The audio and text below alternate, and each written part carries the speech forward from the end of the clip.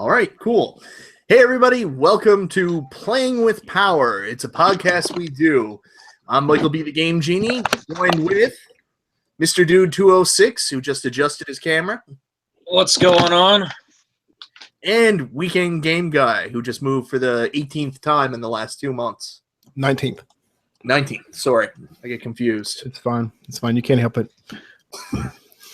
Right before we came on the air, we spent a very interesting 20 minutes trying to help Chris figure out his webcam that wasn't working for some reason.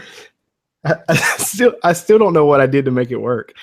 I just clicked on something and it just came up. So I'm rolling with it. Yeah, and Chris is the most computer savvy person probably out of all of us, and It's he's the pathetic. one who couldn't figure out his webcam. It's the creator update. The Windows creator update's what it was. That's why you got to use a Mac. No. I'm not made of money, Mike. Like, Yeah. You know, if I just sold off all my game collection like some people. Oh wait, I did. Yeah, everybody did. That's the new thing. It's what all the cool kids are doing. Yeah. Emulation is king once again. Yeah. I knew this was coming though. In my heart. You're the innovator. I'm the innovator. Deep down in my heart. I know No, what's happening. someone else is the innovator that sells a couple times over, buys back and sells a couple times. You guys know who I'm talking about. He must not be named. Voldemort. Yes, Voldemort. Voldemort. So that's an interesting place to start. I did a video there last night where I talked about selling off game collections and going to emulation, and a lot of people seem to be doing it. No Xander, after going through his horrendous breakup, is currently promoting his love of emulation. Like, he put up a picture of Magical Chase today, and he's like, fun shooter. So, you know, he's reached that whole Bullet Club, like, emulation stage. So I like emulation, but do you notice any problems when you're emulating? That's the question I have, because I do. I emulate through a modded Wii, and I notice a distinctive input lag, especially using certain TVs. So has there been any, from your guys' experience with emulation, have you noticed any problems with it? Reasons why emulation, while very convenient, isn't perfect? It's just go ahead, Chris. I was Go gonna say ahead, Chris. I noticed more trouble with emulating through the Wii than anything else. Yeah. I think some of that has to do with the way the controller works and the coding that has to make those cooperate with each other. On the computer, I have little trouble at all. I mean, there's been one or two games that, and more often than not, I think it's what I'm emulating. If you try to emulate a PlayStation 2 game, you're going to have big problems. It's just It's always the CD-based stuff that's always tricky. And you guys were talking about it while I was trying to fix my computer, the Saturn emulation. While for some games it works very well, other games it's bullcrap. You know, it seems to work pretty good with like 2-dimensional games, but you start getting into 3D games, forget about it. It's not going to work. Now PlayStation works phenomenally. I have no problems at all. I do notice a little bit of slowdown on the PlayStation emulation on the Wii. A little bit. And I think that has a lot to do with the art. I think that's a difference in Wii architecture, trying to do something it's just not designed to do. Whereas a computer, a lot of these emulators were originally written for the computer and have now been recoded for the Wii. So I think some of these, I just think it works better on a computer. But is building a computer just to play emulated games worth it? I will not say that. You know, I mean, that's ridiculous. But you know, there are other options. You know, you got the RetroPie and things like that, you know, those seem to be pretty solid. I've always been a freaking video game pirate, and I've always played my borrowed games on the actual consoles, and then I wouldn't have to necessarily use a computer all the time. But when I did emulate, it was just for like the 16-bit, 8-bit era. But I always felt that if you want to get good quality, you know, it's not emulation, it's fucking pirated games. Play it on the console that's modified, and you won't have that many issues. But, right, using stuff like a EverDrive and EverCart and things like that. It's complete. Yeah. That's a different scenario entirely. Yeah, different ball of wax. And a lot of the reason why I like emulating from the Wii and emulating from computers now, is also Stu hates this, getting away from the CRT TVs too, because sometimes when you get space issues, CRT TV takes up a lot of space. Yeah, it does. I'd agree with that totally. But if you have room, yeah, but it's hell on the back come Move 15. So, dude, do you not see behind me? I am not looking forward to getting rid of this shit. Look at that. Get rid of forklift. I rolled it up my stairs. That's oh my god. Yeah, I fucking rolled it up my stairs. Yeah, and that's an important issue to think about is the fact like things like Duck Hunt, and you can do it on the Wii because of the way the IR sensor that they use. I've played actually day before yesterday I was playing Duck Hunt with my wife and beating some ass because the crosshairs that it uses on the Wii. Sorry, you said beating some ass. No, gotcha. I haven't tried NES Zapper games through the emulation, but I have played Battle Clash on the Super Nintendo, and that went really well. Like that was fun to play. I felt like a cheater though, because I didn't need to have any accurate. I have a scope, now, which is was nice actually, because I felt like a Duck Hunt king. Oh, that was some amoxicillin, just so you guys know. Oh yeah, because of your strep. Yeah, it's the best thing in the world. Did you have strep throat? Huh? So it is strep throat? Oh yeah, definitely. Yeah, streptococcal pharyngitis. That's it. How did you get that shit? Kids got it. Oh, so you didn't pre-order it? No, I didn't get the pre-order bonus on that. Thank God. The pre-order bonus was the flu. Actually, my daughter picked that up. Nice. My daughter's picked the pre-order bonus up on that. I did not get that yet. Now the wife is laid up in the other room with the flu, so that was all. Like last week was the kids' spring break. We're talking about video games, and now here we are. But the kids were on spring break last week, and everybody was sick. And I had to do all the doctor's appointments, and that's how I ended up with it. So, Mike, your day's coming, brother. Oh, spring break, y'all? We're gonna holidays? No. You're gonna be in the hospital doing strep throat. Have fun. We don't do spring break here in Canada. We do a break like around the same time for Easter. So the kids get a week off for Easter. I don't think you guys celebrate in the States the same way we do. What's it called over there? Easter. No, I mean break. Is it just called? It's called Easter break. You just don't do because they only have winter there. We don't get spring here in Newfoundland, so why would we celebrate? What are we gonna do? Second winter break? Well, you can't have Girls Gone Wild spring break. I mean, Girls Gone Wild Easter break doesn't make that. I'm excited.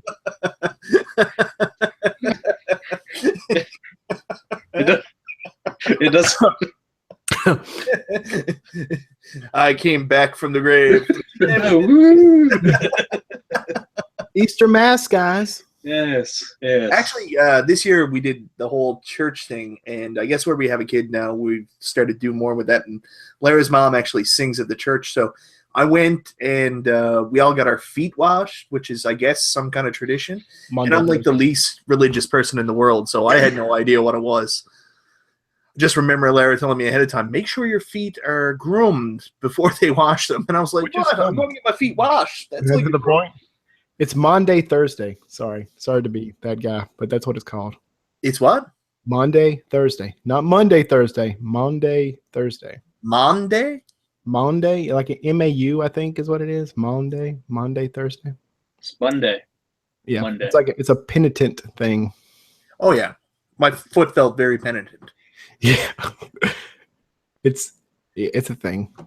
Yeah, and I got the story while I was at church. It was a whole thing of Jesus washing feet and stuff like that. So yeah, I got the gist of it. Yeah, something like that. Something happened. Yeah, some guy, some dudes hanging out, rubbing each other's feet. That seems odd. Nah. You'd be into it. What are you drinking, Chris? Rockstar energy drink. Oh, You gotcha. feel like a rock star? I thought that was a Budweiser. No, I don't drink wee wee.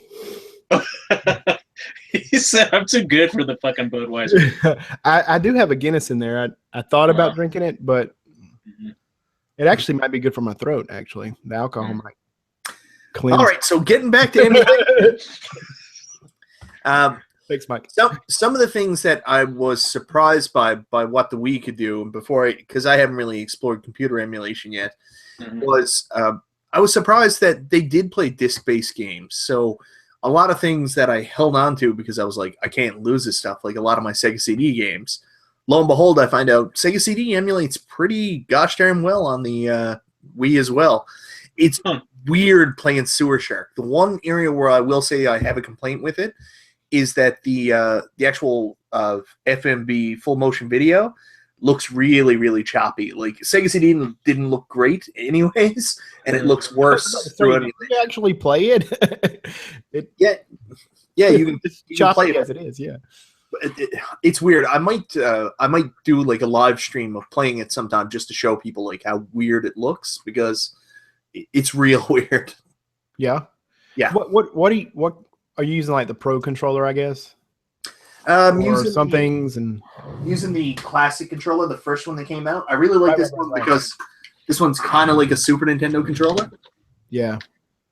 Mine is shit though. Mine the Z buttons, the little buttons on the top. Yeah. Like mine sticks and it doesn't work very well. I think mine's some kind of. Well, I had the same problem too. You just gotta put rubbing alcohol down in it and it'll loosen everything up. Good advice to live by. I also have this one. I feel like we're on a video with Keeb. Remember when he used to show stuff to Skyping and stuff? Just random things. Yeah, I miss that guy. Like out of nowhere, he wouldn't be talking for about 10 minutes, and then all of a sudden he'd just put something at the camera. He'd be like, "Hey, hi." And like, look at this. Oh, So I did have a thought I wanted to ask you about, because I haven't tried anything else on the Wii. I've done TurboGrafx, and that works pretty okay, and really well for me. Unless you're using, it depends on what you're using. Yeah, I think I'm using Hugo. I have no problems with it. It plays just fine. I have no lag issues. There was only one game. There was a shooter that felt funky to me, but that just might be because I'm shitty at shooter games, but. It's probably that. Does Turbo CD work on the Wii? It sure does. Yeah. Oh. Yeah. Just about everything will work. There might be a little bit more work on the back end and hunting things down and tweaking stuff to make it work. But it's not. But all I ever use on here is like the Nintendo and I've got the Super Nintendo stuff on here, but I never play any of the games on it. You know what's funny? I talked about the input lag earlier. It's only the Nintendo stuff I notice any impact on. I don't notice anything on Super Nintendo, Sega Genesis, TurboGrafx, Sega CD. It's just Nintendo. That's the only one I notice a lag on. Do you think you might notice that more because you're more intimate, more attuned and intimate, right? Playing the game? Because you play more Nintendo, maybe? No, I don't. I guess with Nintendo games more so than any other system, there was more of a focus on quick controls and.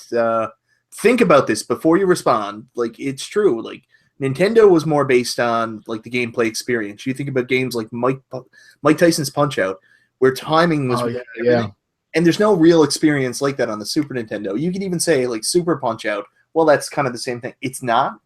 You're right. Play both games and think about it. It's not. There is absolutely right. Like Mike Tyson's Punch-Out. Because I'm thinking back to show. I've been showing my son. He and I play a lot of Nintendo games on the Wii now. Mm-hmm. He always wants to play the old Mario, the one where you get the leaf and you turn to a raccoon. That's what he calls it. Yeah. And he loves Super Mario 3. But I was trying to show him Punch-Out, and you're right. Like I couldn't get past like King Hippo, and like I was like, why can't I just move right? You know, and I think you're absolutely right. That really has like Twitch timing. That's pretty bad though. Have you the whole Mega Man Punch Out, and all the ones where it has to be like super precise in timing. Hey, but Castlevania, forget about it. We got a couple comments in the chat. All right, Stu, you're in charge of comments. Why's it got to be me? But anyways, we have Electro Mastro says we're not looking at the chat, but Lil Troll has a question. Says, what are your thoughts on Wrecking Crew on the NES? It is clearly underestimated. Yeah, I would agree with that. Of the black box titles, it doesn't get as much respect as most of the other games there. No, it's very much one that falls by the wayside, and it's frankly forgotten about. Well, just like the Gunman versus Hogan's Alley. Yeah. Well, Gunman's awesome. It was in Back to the Future too. Yeah. How could it be overlooked? It's a baby game. You have to use your hands. Yeah. There's no touch screen. Not anymore. Does anybody got a emulation set up on the the Xbox Kinect yet? Not yet. While Gunman with your hands? No, not really? yet. But someone should. Yeah, that'd be cool. But then you're still using your hands, so you just got to use your mind. I don't know what am I doing. What am I doing with my life? Yeah.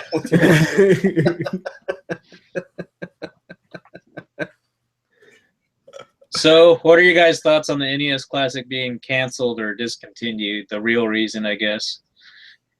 People say it's because of the modders. Some people just say they didn't want to have it for, ever. But why wouldn't Nintendo make it to make more money if that's their purpose as a business? Well, I talked about it in my video last night, and there's some people with some pretty definitive ideas. I know that there's a very strong theory online right now in the YouTube gaming community where people are putting it out there that basically Nintendo intentionally stopped production of the NES Classic because they're trying to ramp up the Virtual Console on the Switch. Mm-hmm. And they feel that it will affect the sales of that. That's bullshit. I think that's bullshit too. There's also a second theory that they thought that it would negatively impact the sales of the Switch if they continued offering 2 items at once. So they discontinued the NES Classic to focus on the Switch. I mentioned in my video last night, and this is what I got to stick with. There's a demand there. People will buy your product. The only thing I can think of is that at the price point they were selling it, which is $79 here in Canada, I think it's $59 for you guys in the States, right? $69. $69? Yeah. So at that price point, it just has to be they weren't making any money. Like, they couldn't produce it to make money because there's a demand. There's no reason not to do it. Yeah. My standing theory was threefold. There's that one that I believe they might be bringing it. They may discontinue it at the height, only to bring it back to have another surge. That was one theory I was living by. The other one was they brought it out long enough to get Nintendo to dominate all of the trending news, so that as soon as the Switch dropped, everybody would be ready for that. And basically, the other thing was kind of like Mike said, that with both of those out there, the attention would be too much on that and not enough on the Switch. So I think maybe some combination of all three. Really, there might be some truth in all of it, and they just might be dicks and just decide they didn't want to sell it anymore. That's a big possibility. I don't understand the comment with people saying that, do you think modders ruined it? This is not like the Dreamcast, where the Dreamcast was hacked and then people could play the games for free. Game sales went to shit. There was no way to add any other additional games to this legally. So, I mean, what difference would the hacking make? There was no add-ons or anything else that would stop revenue coming in. Right, and you have to buy the console first anyway. And you only get the games that are on the console. It's like hacking an Atari plug-and-play. It's the same thing. You're not adding anything else to it. It comes preloaded. So, yeah. And I've already paid the amount of money I would pay anyway. So they've lost no money. Exactly. There's no financial detriment from the hacking. So it doesn't make any sense. That's an invalid argument unless you're saying, oh man, they just want to be real with it, real. Well, Today. I don't know. Then why even come out with the SNES Classic then? Right. That's not real. Are you sure? Nintendo hasn't confirmed that. That's just speculation right now, and all the images that are out there of the box art and all that stuff's Photoshop. Really? Yeah, it's not a real thing. It's just I don't doubt it. I can't wait to get the GameCube Classic. Oh yeah, baby. They're already talking about the fucking Switch Mini. I did see that. Good God. What? Let's play the same shit just in a different shell. You know what I mean? It's You do realize the Switch is not the next Nintendo console. It's the follow-up to the 3DS, right? really. Yeah, it's not a home console. It's a portable console. But the thing is, they made it TV adaptable. But the Switch Mini will be more for kids and a purely portable system. So I don't have any problem with the Switch Mini. I think it's a good idea. No problem with it at all. Did you get rid of your 2DS? I gave my 2DS to my nephew because his parents wanted to get him one for Christmas, and for some reason they were all sold out. Or for his birthday because they wanted to get him Yokai Watch. So I gave him my 2DS and went out and bought him a copy of Yokai Watch when it first came. Kapai. I was focused so much on saying Yokai properly because Okay. it's not like if you're on YouTube and you say something wrong, people won't ostracize you for the remainder of your life. Mario, suck it. Mario. I'm actually thinking about doing a video here where I just go around and randomly interview people holding up a box to Super Mario Brothers 3 and say, fucking say it, man. Just say it. And I'm telling you right now, you will see 100% why I say it the way I do. It's our dialect. It's the way we say it here. If you don't like it, stop being so goddamn ignorant. We're not mad at you, Mike. Just speak it. You know, it's fine. We're nationalists. Yeah. Potato. The one time I did get crucified online, I do agree with, and I do apologize, was when I did my Sega Genesis Top 10, and I pronounced Contra Hardcore as Contra Hard Corpse. And of course, the U.S. citizens were like, how do you not know about the military? I live in Canada. We just send people care packages. That's what our military does. I was about to say, you guys don't have a military? Not really. We kind of have like the opposite of a military. We just go over and we're like, hey, fellas, here to peacekeep. It's a goodwill effort more than anything else. Yeah. We flex nuts and drop random bombs on people for no reason whatsoever. The biggest bomb ever. Yeah, I'm not. Nuclear. God damn it. I read that and I was like, oh my God, this is going to change the world. And then there was nothing. It was just like, and in other news, Kim Kardashian bought a purse today. Yeah. She did. Cost $10,000. Yeah. Anyway. Well, we got something in the comments that says the Nintendo is just doing this. Wait, it says, let me scroll up here. It says, Nintendo, they work in mysterious ways. I think they're just doing what they do to the Amiibos for the NES Classic. They're just novelty items. Most of the NES Classic games can be purchased in the Virtual Console. They're still milking Amiibos even till this day, even though people thought they dropped off. They even announced a new Final Fantasy Cloud Amiibo. I don't know if you guys seen that or not. I find I never got into the Amiibo thing. I bought like a Mega Man Amiibo just because I love Mega Man. Mm-hmm. But I even find the name, like Amiibo sounds like a sexually transmitted disease, like realistically. So I got a moxicillin for that if you need some. yeah. So Got a bad case of the Amiibos. it's Nintendo being Nintendo, and sometimes they're odd to their own detriment. Like the whole thing with the Wii, then the Wii U, Amiibo.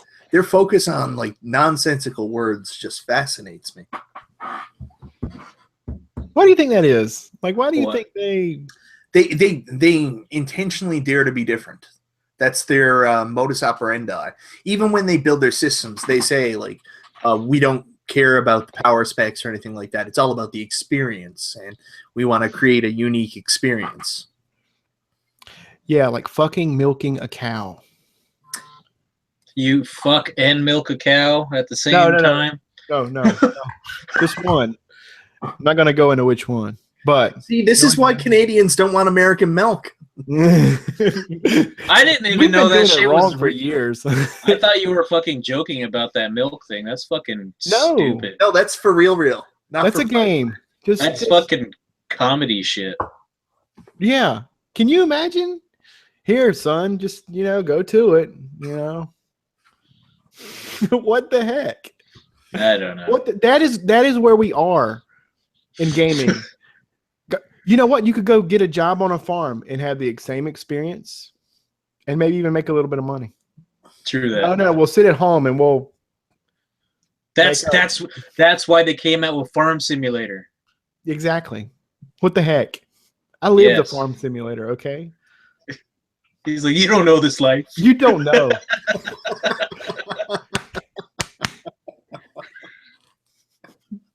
It's all right, Chris. Dirt streets. Yeah, the dirt streets.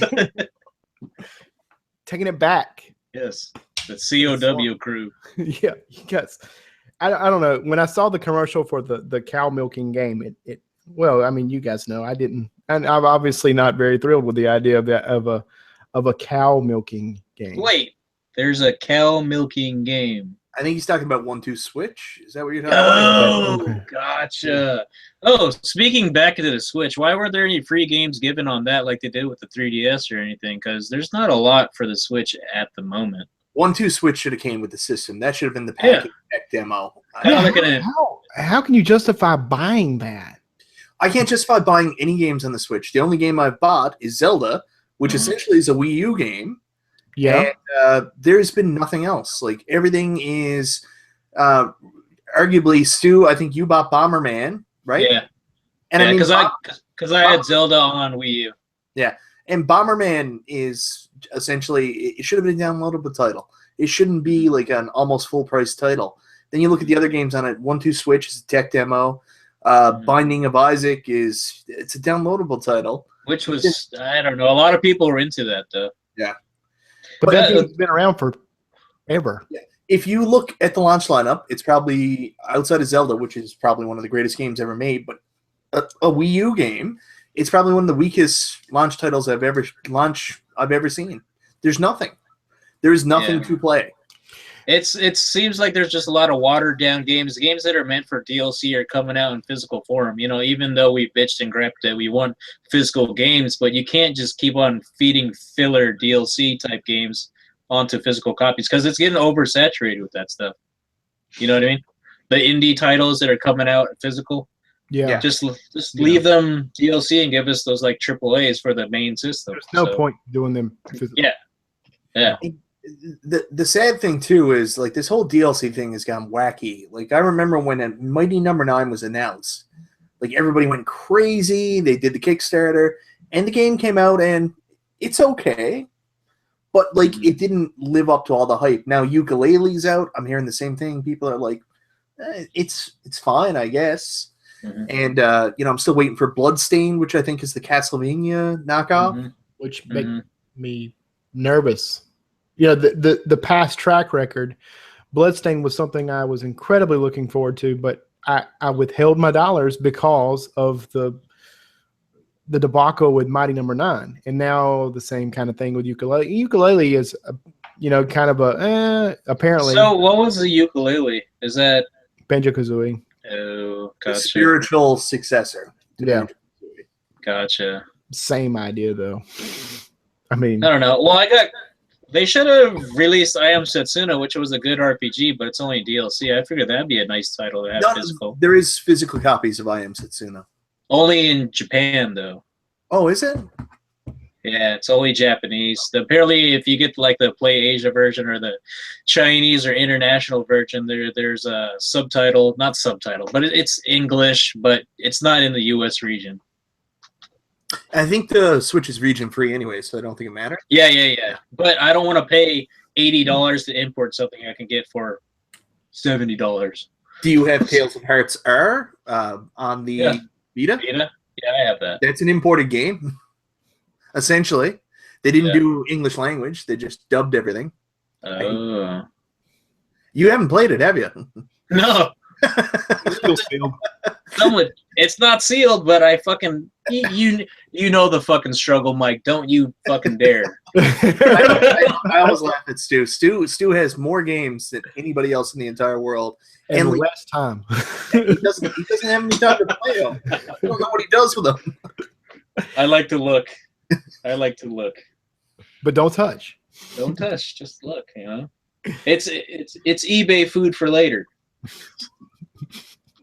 It's investment. He's investing. Yeah, buy sports cars with, you know. Right. See, I'm at the point where having stuff like that stresses me out now. Like, I'll look at, like, I can't go buy games. Like, if I have modern games, I'll look at them, and they're just, like, looking back at me. And I'm like, I know I should be playing you. Just give me some time. I got to find time.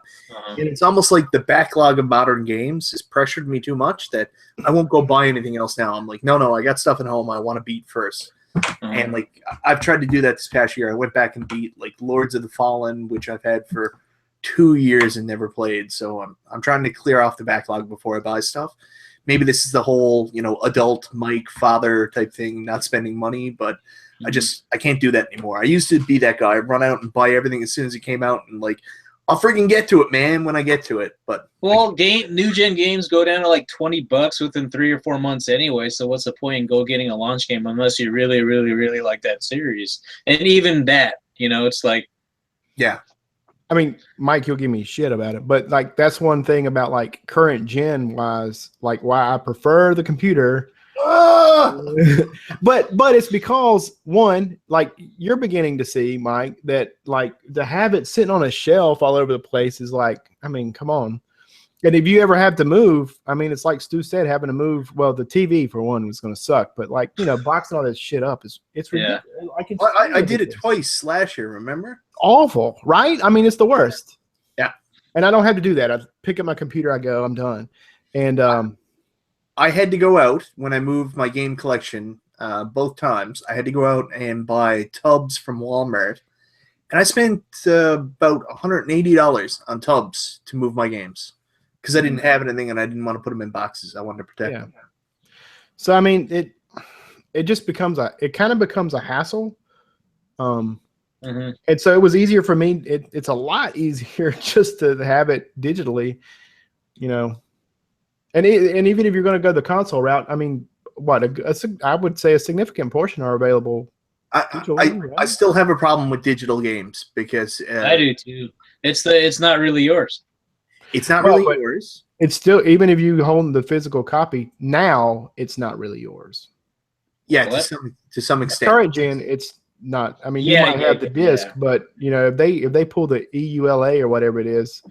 Because that's what you're paying for. You're paying for the license to play the game. Yeah, video games have got to the point where it's like computer software. Like you used to be able to go to Staples or like one of these office places and you'd pick up Norton Antivirus and you'd get a disc and you're like, hey, I got Norton Antivirus here. But really it's just a disc that has the install program on it and the license. You still got to plug in your product key. That's basically all we're buying now with the disc. Yeah. And if you go to stores now and get computer games are getting more like this. You'll buy a store display, and all that will be in the case is the key to go on Steam and download the game. Yeah. You've bought a box in a store for no reason. Yeah. Well, I don't know how that box. I'm going into the big box stores like the Best Buys and whatever. You can notice that even their game selection is lower. Everything's online, and just the selection isn't the way it used to be because everything's online now.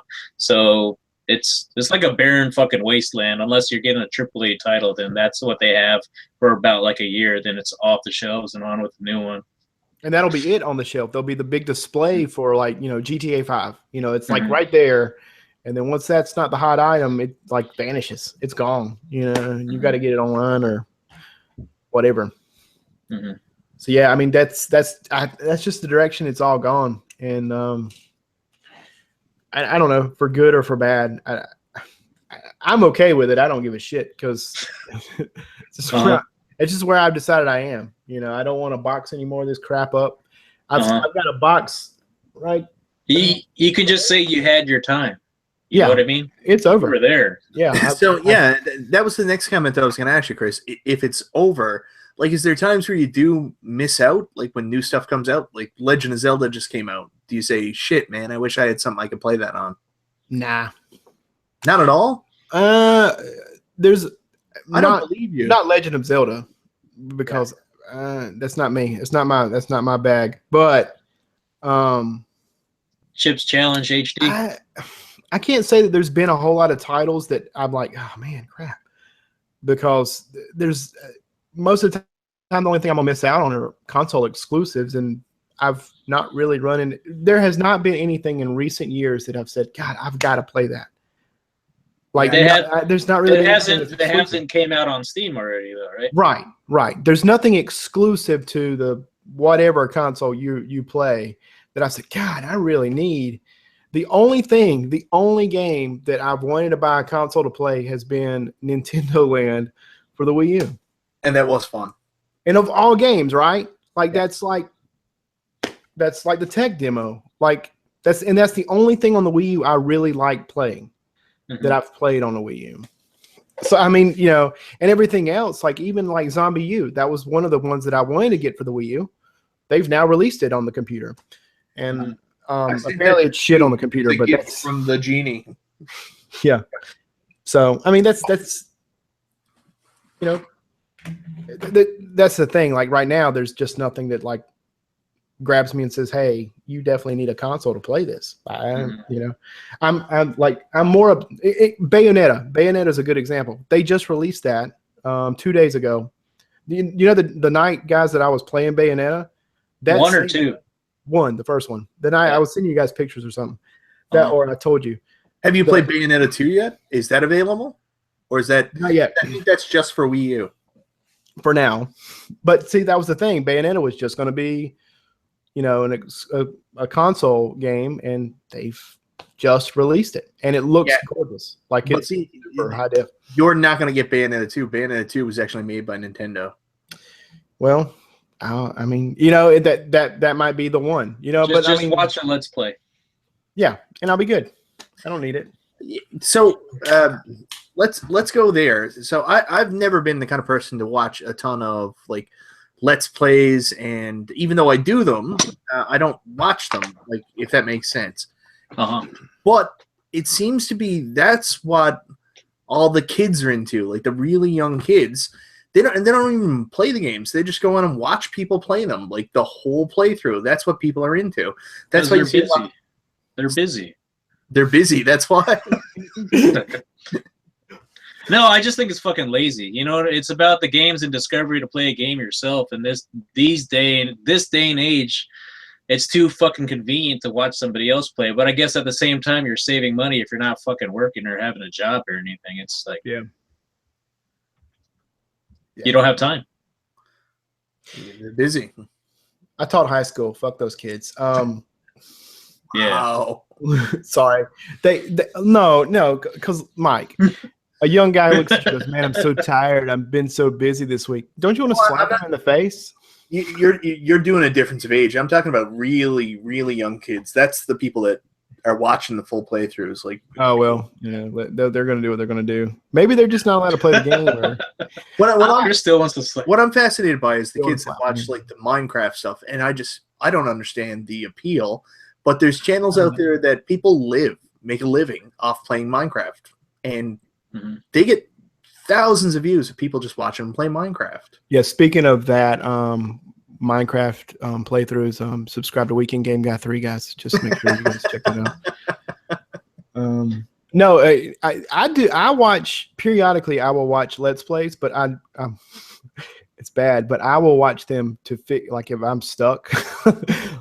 I know somebody online's figured this out, so I go look it up. But I don't know that I'm a viewer per se. I've tried my hand at Let's Plays, and I'm actually I'm on the 3rd level of Red Faction. Nice. Part 235 is going to drop next week. Links will be in the description below. Yeah. If I have to watch you play any more Red Faction, I will seriously consider ending things. Because So you play for the New England Patriots, or sorry, what?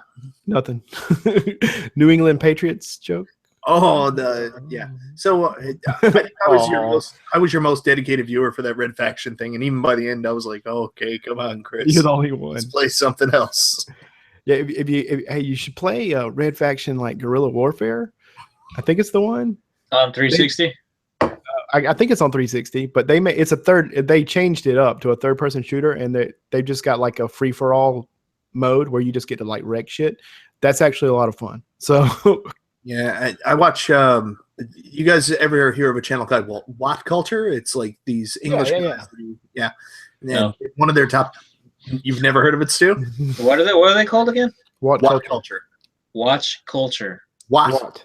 WAT. W-A-T. Yeah, W-A-T. That's how you spell Watt. There's 2 T's in Watt. English in Watt? That's how they spell in Canada. There's a U in there, actually. Well, take our milk.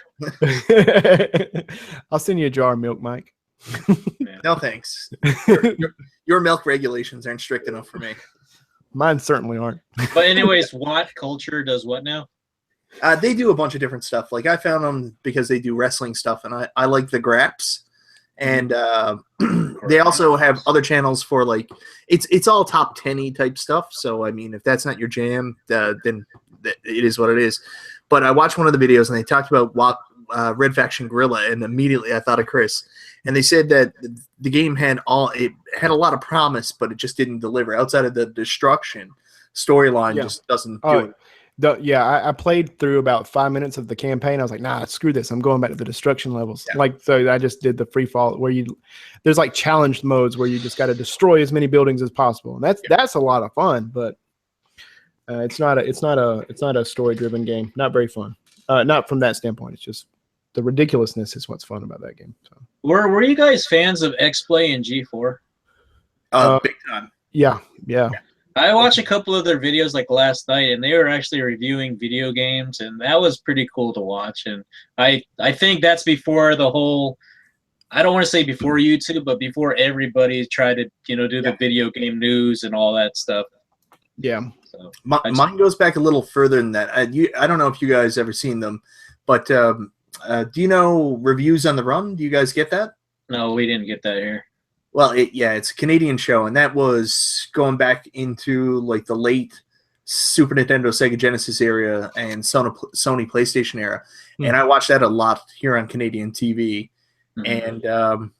And, there was also a show even before that, which is this stupid show called Video and Arcade Top 10 that I watched here. And a lot of that was what motivated me. Like I looked at these guys and I was so jealous that they had these careers where they could go on TV and talk about video games. And I wanted to do that.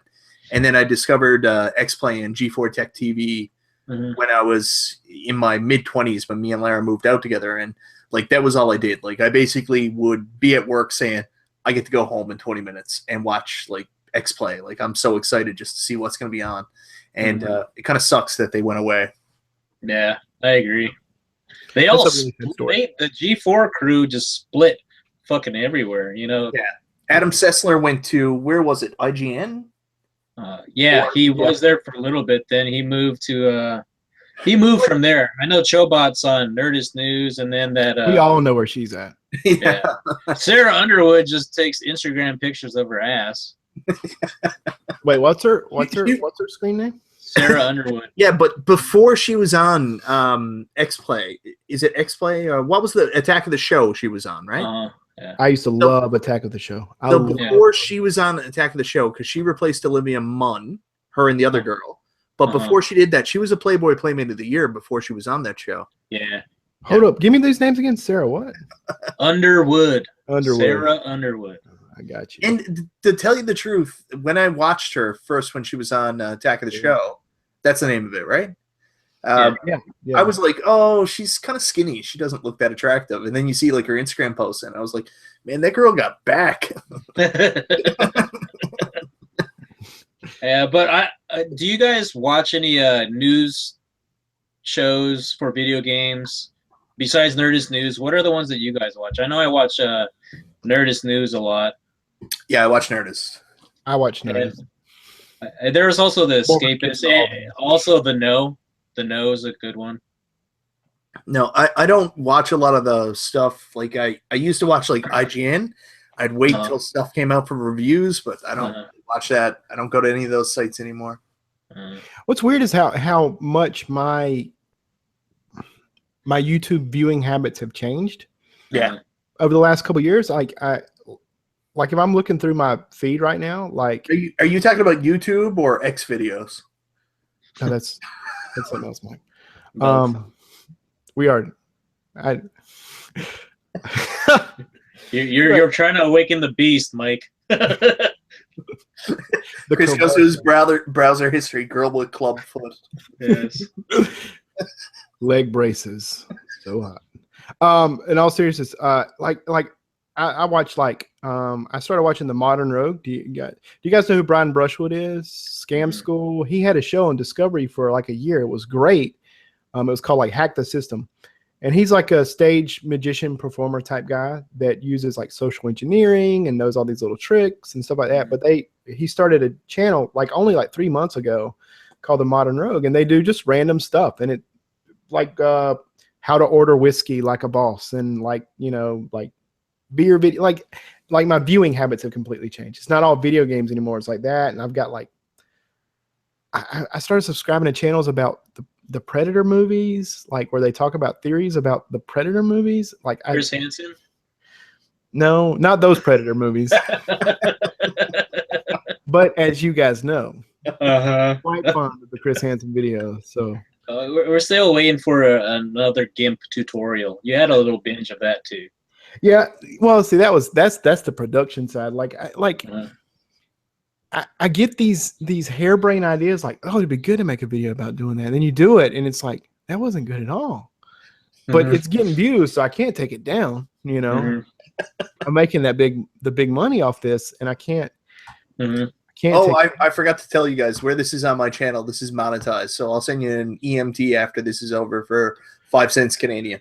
I'm not signing it. I'm not signing it. No, don't take it. It's less. What's that? The conversion rates on that -3 cents or something like that? Yeah, you owe me money somehow. It's not screwed up. It's not fair. But Canadian game prices are way more. At least seem way more expensive they are than States. Isn't it? Your postal system's screwy, right? It's expensive to ship anything. Like to mail your next door neighbor a postcard is $5 or something crazy. Not all of Canada. We're on 2. Where I'm on this island, that's why the prices here are so high. If you mail, say I'm in Ontario and I want to mail something to Alberta, it's not as expensive. But when you get involved with freight and shipping, and you got to go across the ferry or get airmail to Newfoundland, everything gets really super expensive. And flying is ridiculous, right? Flight prices are crazy. Yeah, I went to WrestleMania 27, and I flew from Newfoundland to Atlanta, and I was in the stadium next to a guy from Germany, and he said, "Oh, I came all the way from Germany." I said, "Geez, your flight must have been expensive." His flight was 1/17 the cost of mine. Wow. Gosh. Yeah. How much is a gallon of milk? A gallon? What's a gallon? You talking about 2 liters of milk? Yes. How much are 2 liters? Yes. We pay.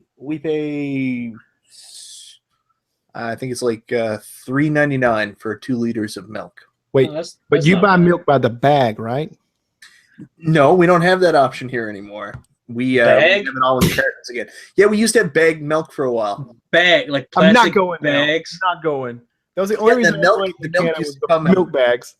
The milk used to come in bags, and you'd buy your own little receptacle that you would put the bag in, cut the top. Oh, gotcha. Yeah, I thought they're fucking plastic bags. No, basically you hold up the Walmart bag and they just pour the milk in there.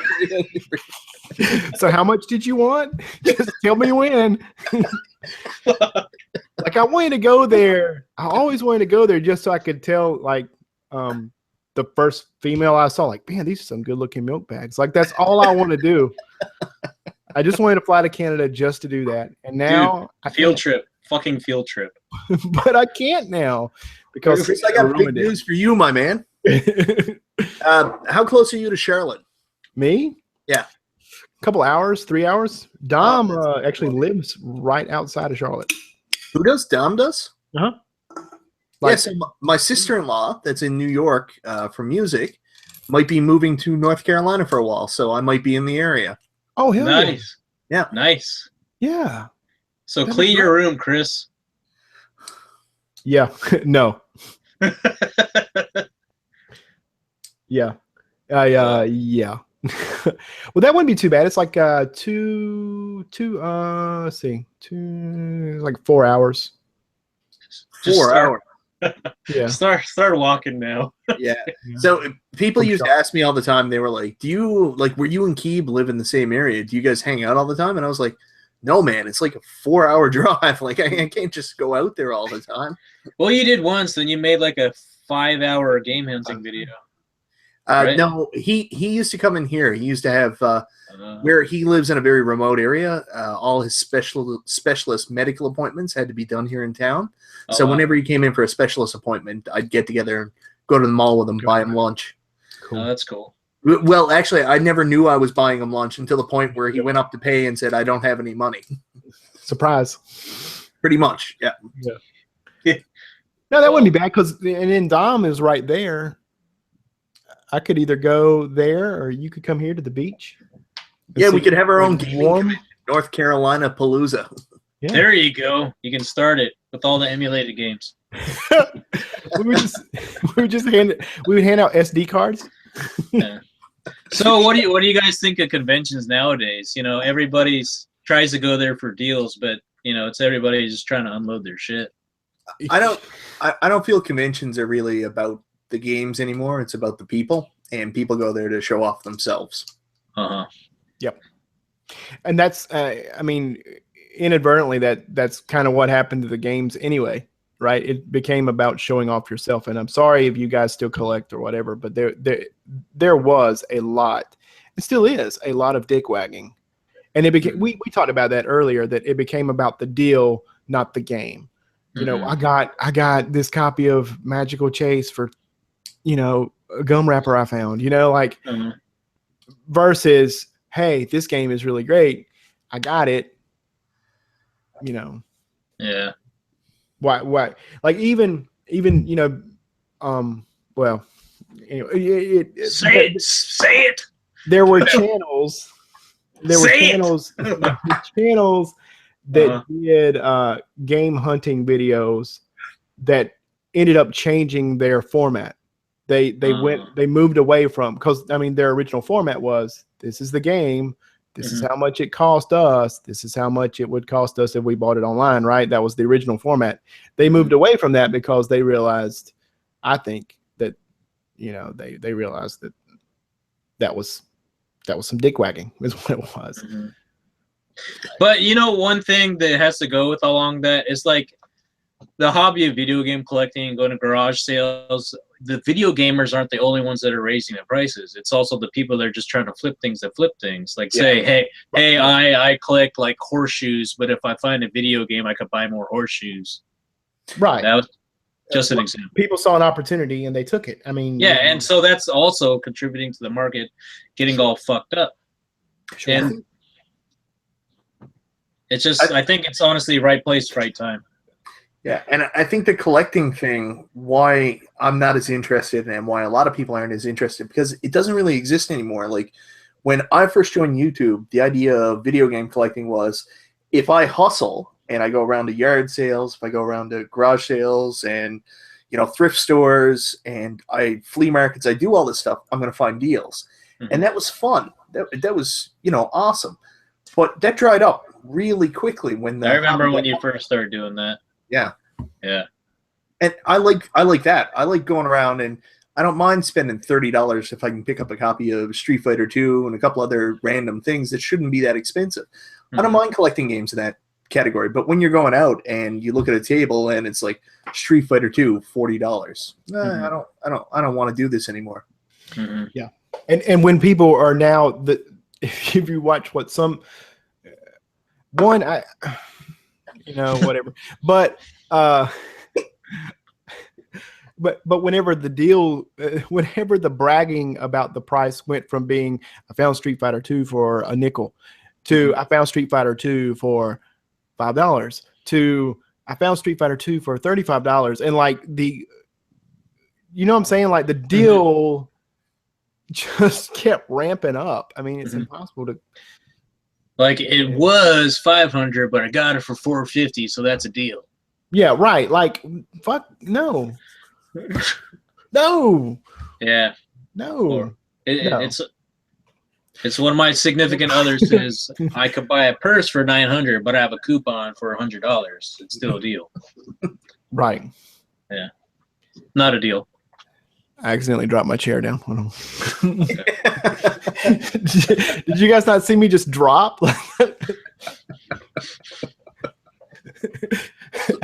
I was good, and then I just well fix it back. Yeah. So going back to your comment about people that did the game hunting videos and stuff like that.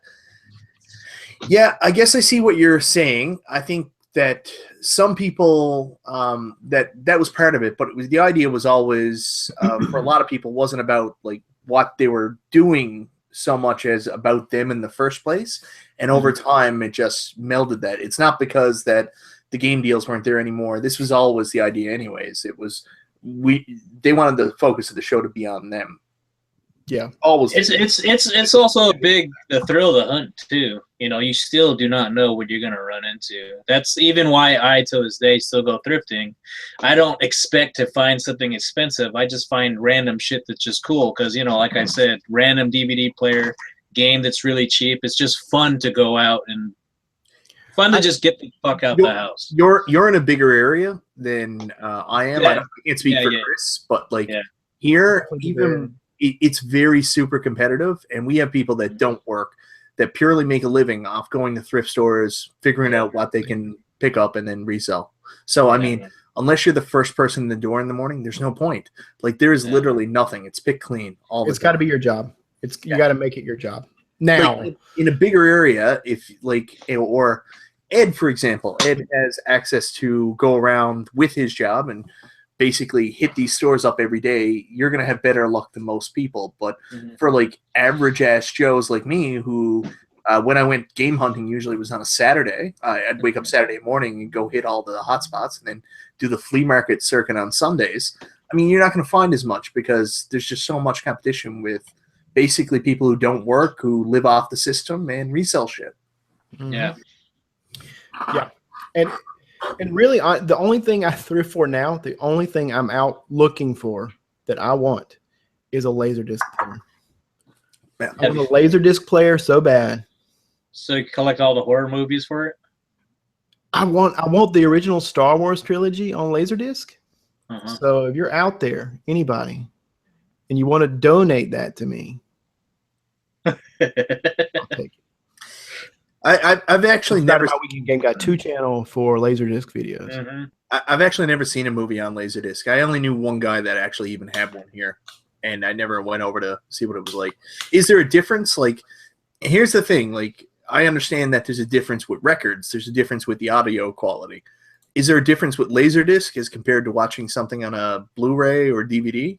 Or is it just the idea of having it on Laserdisc? The answer to your questions is yes. And we have the expert. Because I just want to own it, you know. But truthfully, from what I understand, look, I've only watched like one movie on Laserdisc, and it was it Terminator 2, I think? A buddy of mine had a Laserdisc player, and we watched Terminator 2. And but his dad had the original Star Wars trilogy. That's what I wanted to watch. But no, let's watch Terminator. Fine, fucker. But Terminator 2 is still a fine movie. I mean, it's good, but the thing is, the original Star Wars trilogy on Laserdisc is supposed to be the definitive version. Like it's like the best transfer there is. It is the original. Like it's untainted. I thought the VHS remaster was supposed to be that. No. They say that the Laserdisc version is like primo, but I've never seen it, so I can't speak to like that being gospel truth. I'm just saying that's what I want, and that's really all I want. I can't watch the Laserdisc trilogy because they don't have Hayden Christensen superimposed in the third one, so that's not good to me. All right, guys, that's it for this week's episode. You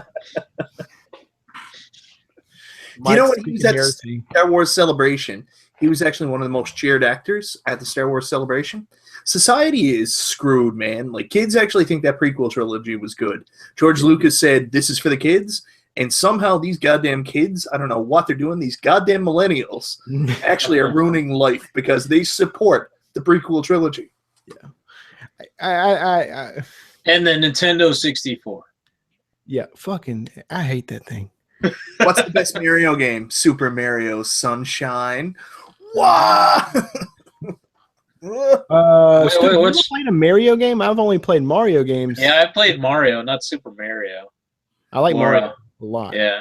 Wario is a good game, too. I actually do say Wario. It's always been Wario, but for some reason, Wait, hold on. You'll say Wario, but won't say Mario? Yeah. Why? Yeah. My head hurts. No. You broke Chris, Mike. Good job. I thought one of his 19 kids would have broke him. Chris is actually the star of 19 Kids and Counting. Yeah. One for every move, baby. He's Octodad. I just started playing that actually, the Octodad game. Are you guys familiar with that? Where you're an octopus and it's like one of those like frustration games, you know. You got to control the octopus and you get like you control each appendage individually and it's probably the most frustrating thing ever, but it's hilarious. They have the goat one too. I got the goat one. The goat is it? What is it? Goat Simulator? Yeah, that's actually kind of fun. It's ridiculous and it's fun. And I played one called Amputee. So what do you guys think about the limited run shit? I think it's kind of unfair, but I don't like it either because they're feeding into the limited shit. Because I don't like what they're doing. The problem I have with the limited run stuff is a lot of times there'll be a limited run and then they run out and then all of a sudden they make more. Like, you know, like they're making bank. Or the other problem you have is like, all right, Xeno, what is it? Drifter? Xenoblade, right? Xenoblade. The Wii one? Yeah. Xenoblade Chronicles. That was, you know, super rare and you had to buy it. And then they were all sold out. And then all of a sudden, in the used section at GameStops, they were popping up at way over the price, you know, the used copies, because they can set the used copy price at whatever they want it. They're still $50 to $80 now. Anybody want a copy? I got one. You know what I did? You guys are gonna cuss me. Go ahead. This is the case with PlayStation 3, Wii games, and Xbox 360 games. What the hell were you thinking? You're like, I'm saving so much space here. I threw away every box I had. You're like that teenage girl from high school is like, I don't need these CD cases. This binder's just as good. Yeah, that's exactly what just happened. Before this, but you scratch when you put it in the felt, though. I don't care. I don't care anymore. I don't. I threw away every box, and I'm talking about like the box of the Xenoblade. It's in a dumpster somewhere. I don't give a shit. You know who found that one? But you know what I did do? What? You made your own. You made your own. You drew them. No. Printouts. Cover art project. Well, I was at the the dumpster. Oh shit. Whose dumpster? This is definitely a key video now. He's moving stuff and everything. I got this G4 Power Mac out of a dumpster. Does it work? I don't know. You're that guy. I am that guy. So I saw it and I was like, Becca, look.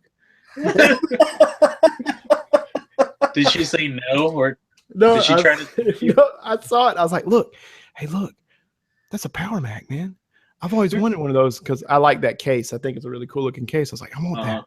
She goes, well, go get it. And I was like, well, go get it. And I was like, that's love right there, man. The guy's watching me. can I just take it? The guy's watching me. Can I just take it? And she's like, I think so. I don't think he's going to bother you or anything. And then he went to the guy, monitor.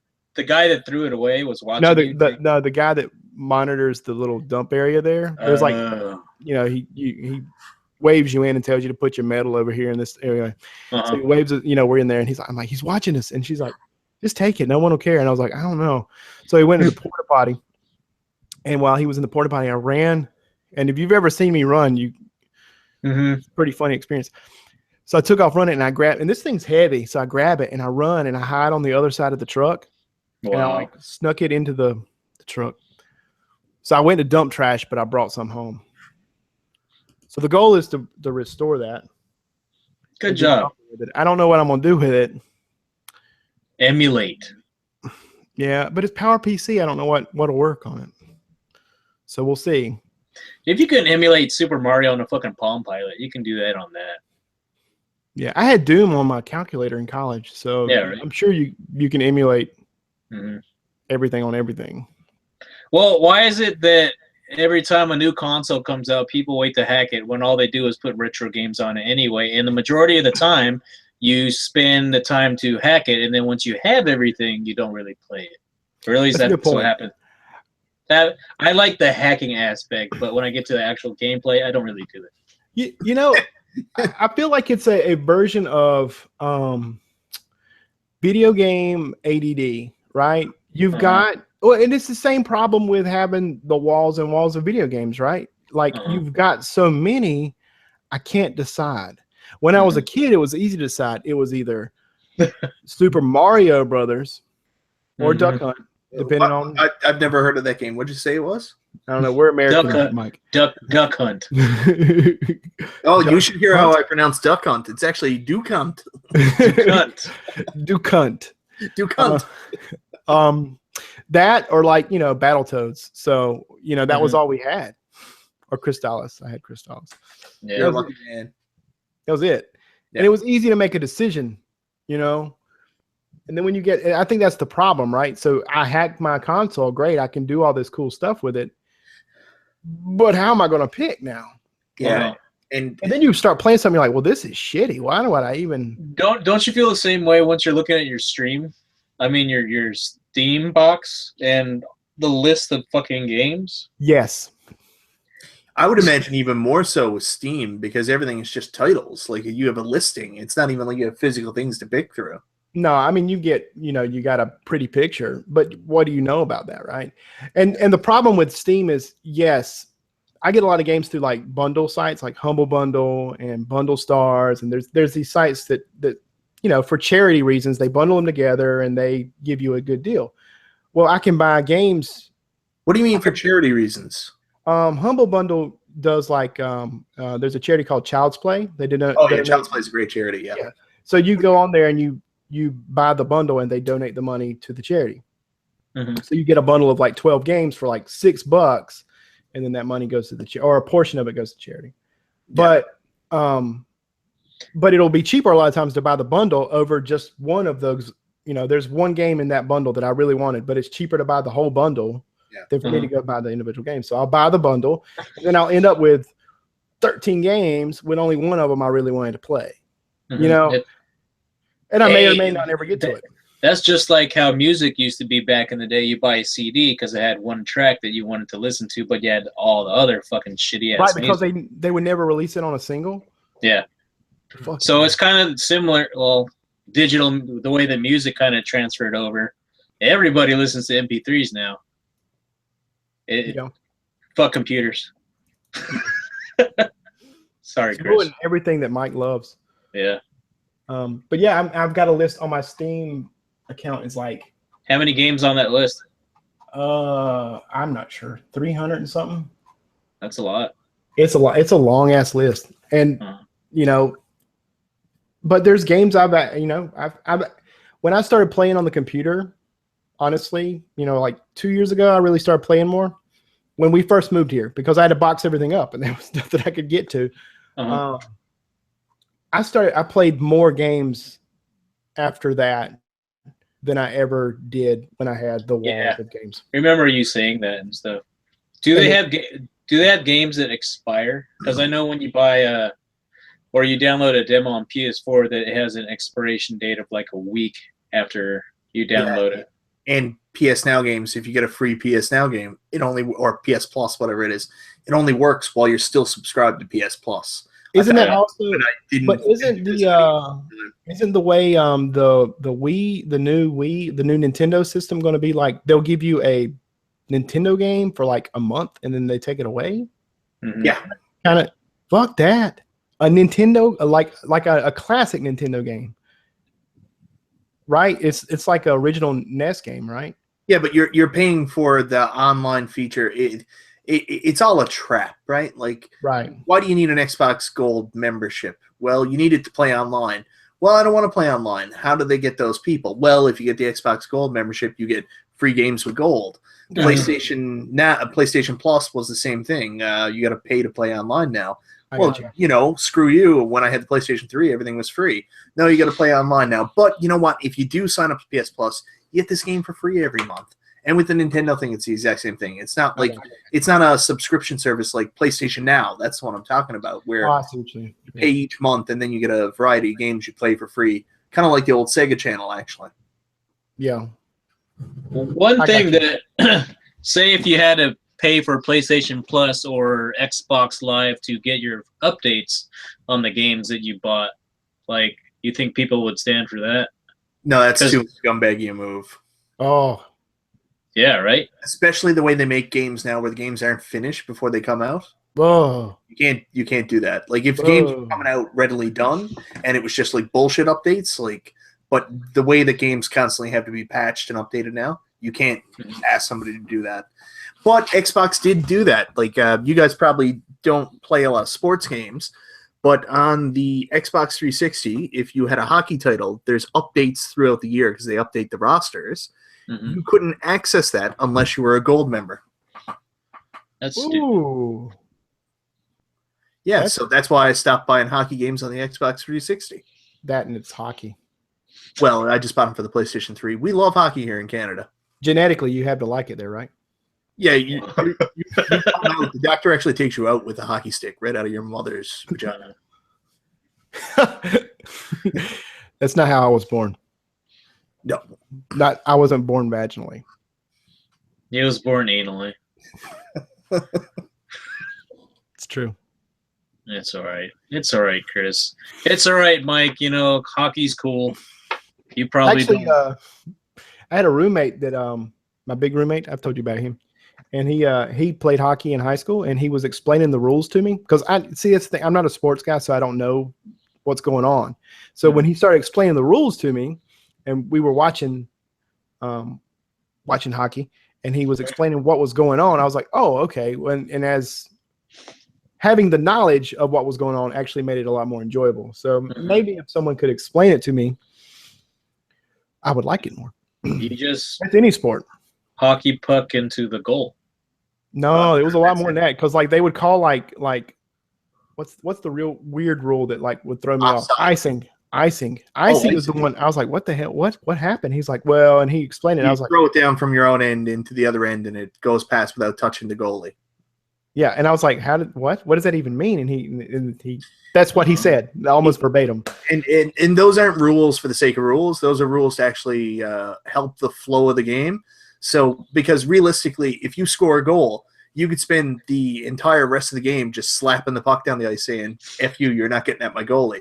So basically it prevents you from doing that, and you actually have to play competitively. Yeah. So, yeah, that's verbatim what he said. And I was like, well, then that makes sense then. That's a good rule.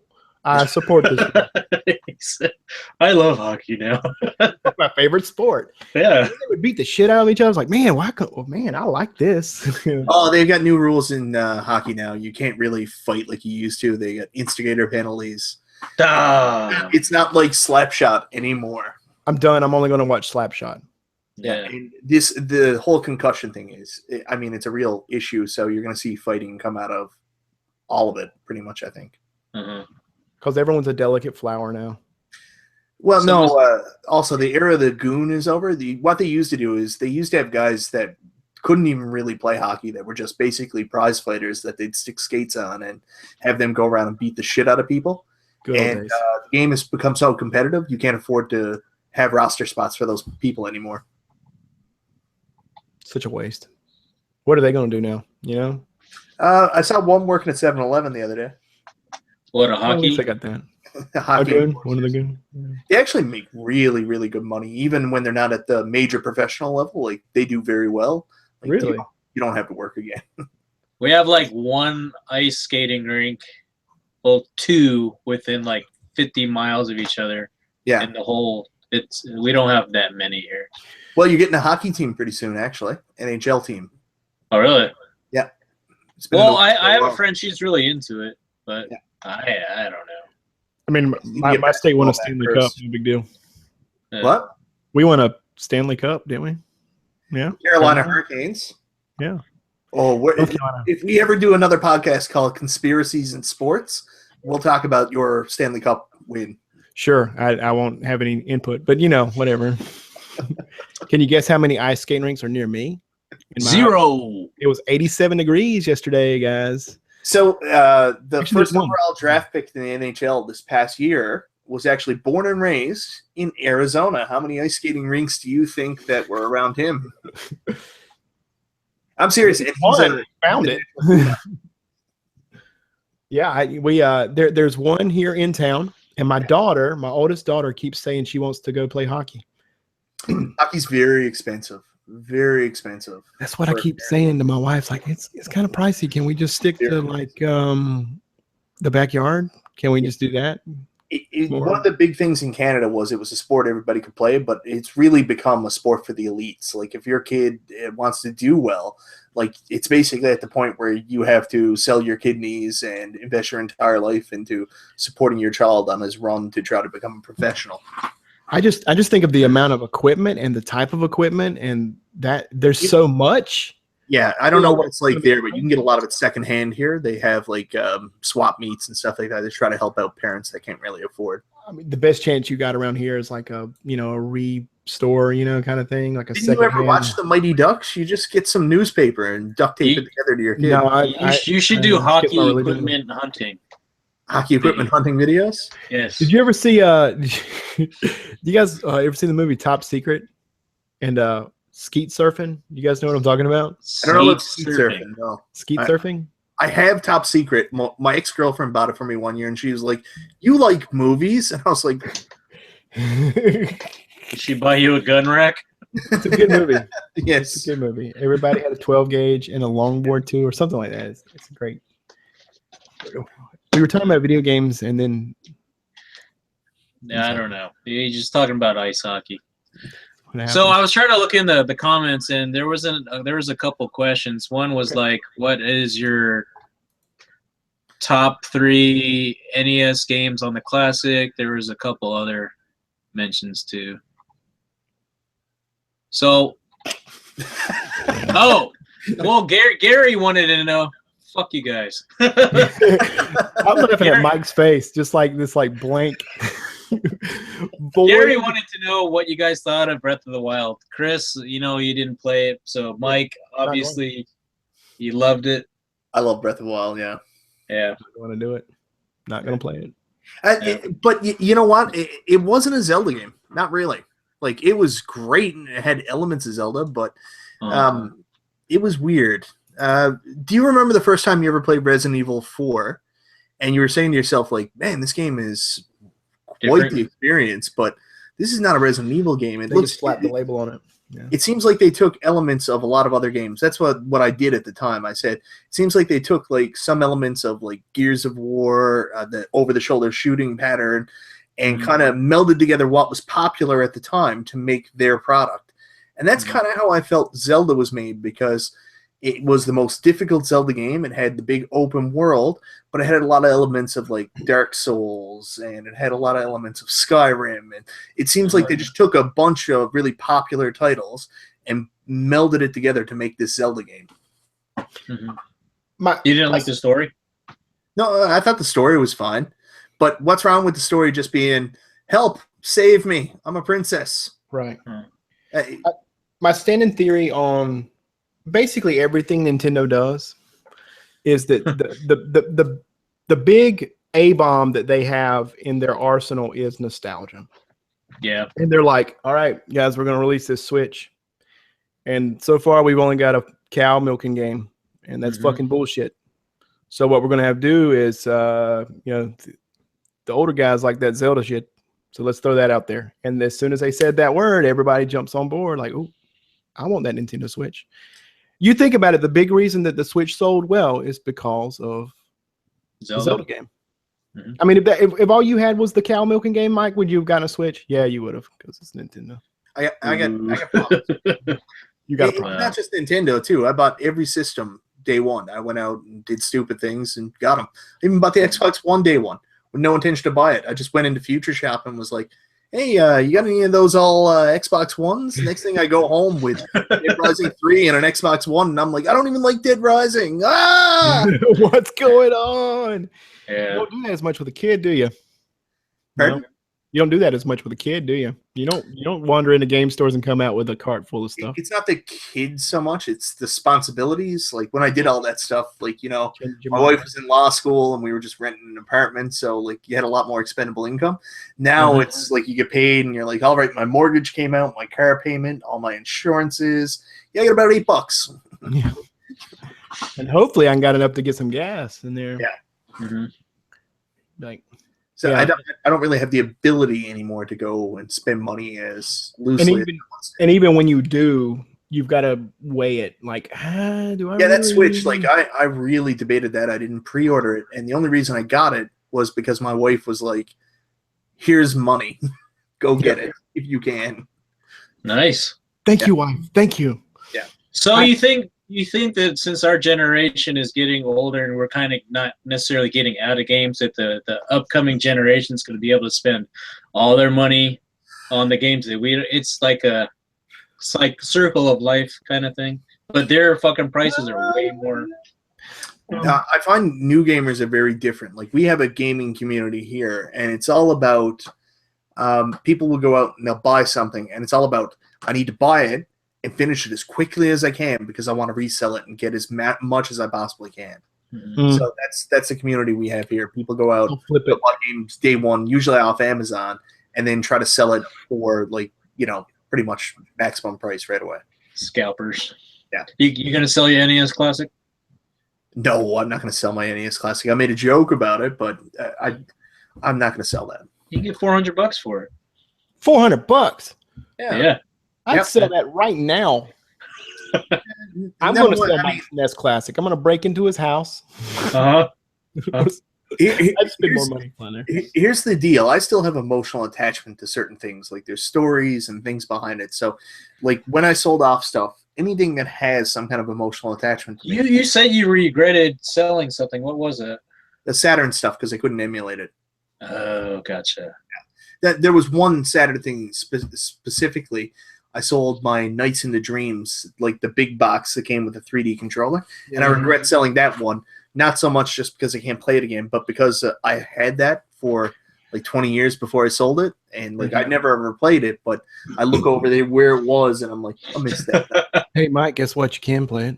You can buy it on Steam and play it with an Xbox 360 controller. Plays flawlessly. Yeah. They actually make a USB Saturn controller you can use too. Oh, do they? Yeah, but Stu, do you have the box for that controller? I don't. I had the same thing. I had the same thing and sold it. Yeah. But I was selling everything. I was selling everything. Well, honestly, have you guys? I played the game. I don't really like it. It sucks. It's not that good. I use this for fighting games because it has a 6-button. The thing about my Saturn, I bought my Saturn specifically to play Shining Force 3, and then when I got Shining Force 3, I never played it. So whenever I turn on my Saturn, I only play 2 games. I either play Virtual Cop or I play Daytona USA. So I don't know what the sense of having anything for the Saturn other than those 2 games is. Well, what would you say your guys' gaming trends are now? Because I'm switching over from.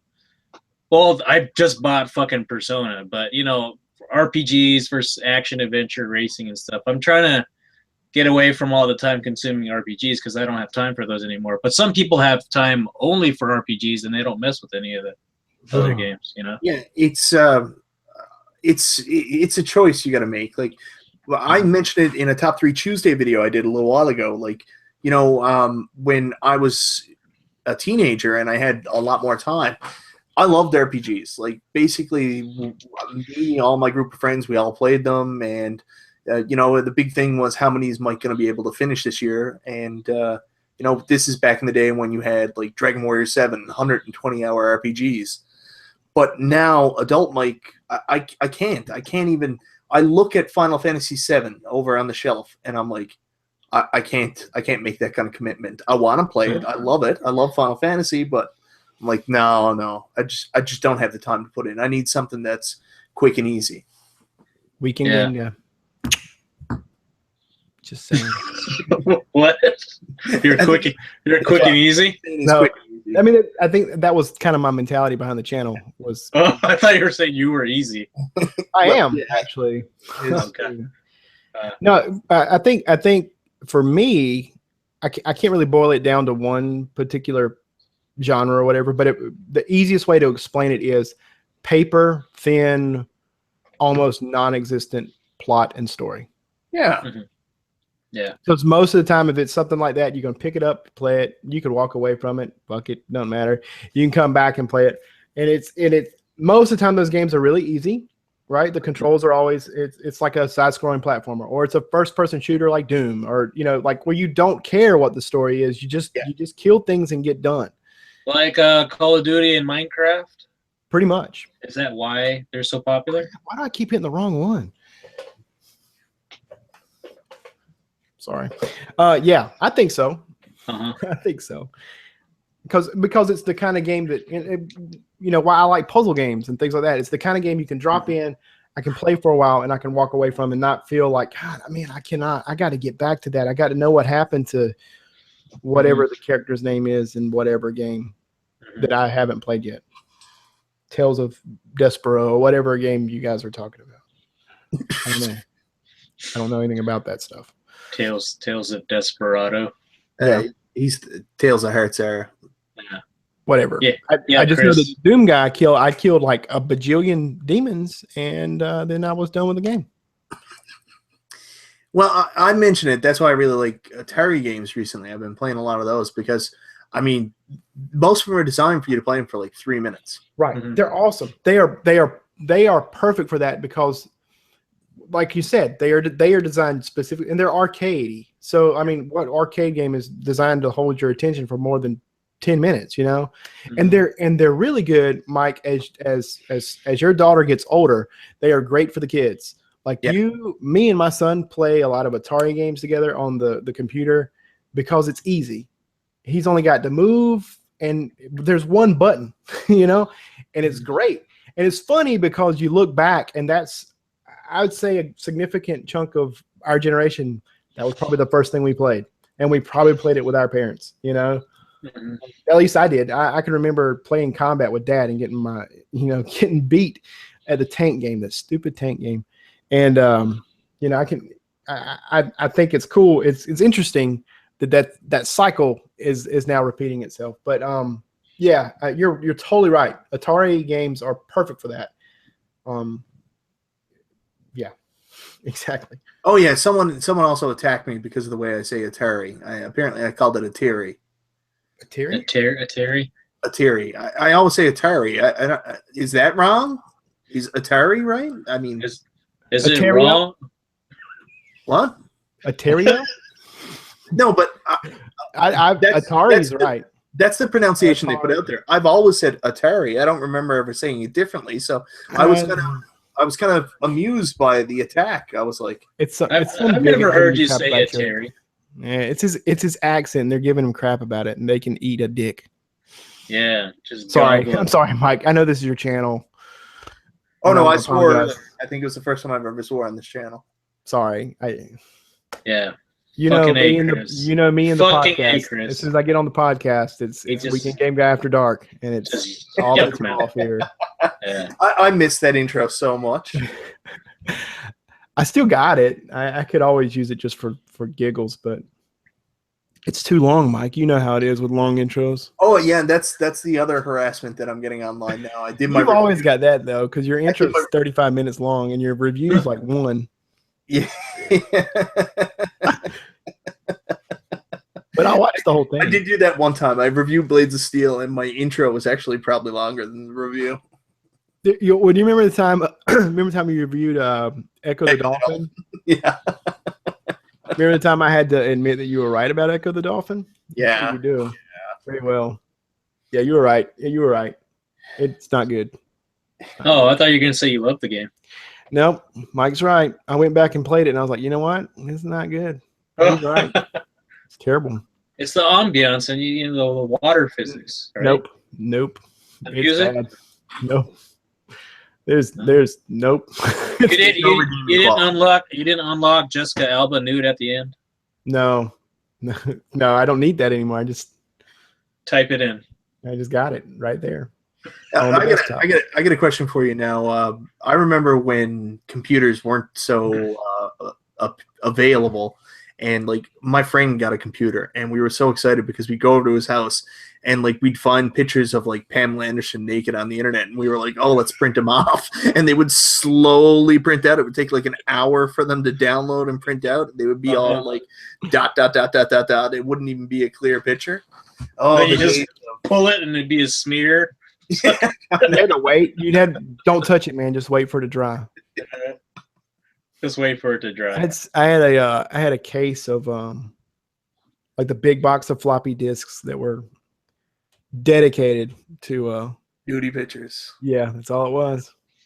Disc upon disc. What's on this? And yeah, I would save like the AOL floppy that came. You would use the free AOL, delete that information. It was a free disc. Yeah, it's a free disc. And that's fucking resourcefulness right there. Now you just pick up your phone and Tumblr attacks you, and you're like, not again. Save. Bookmark.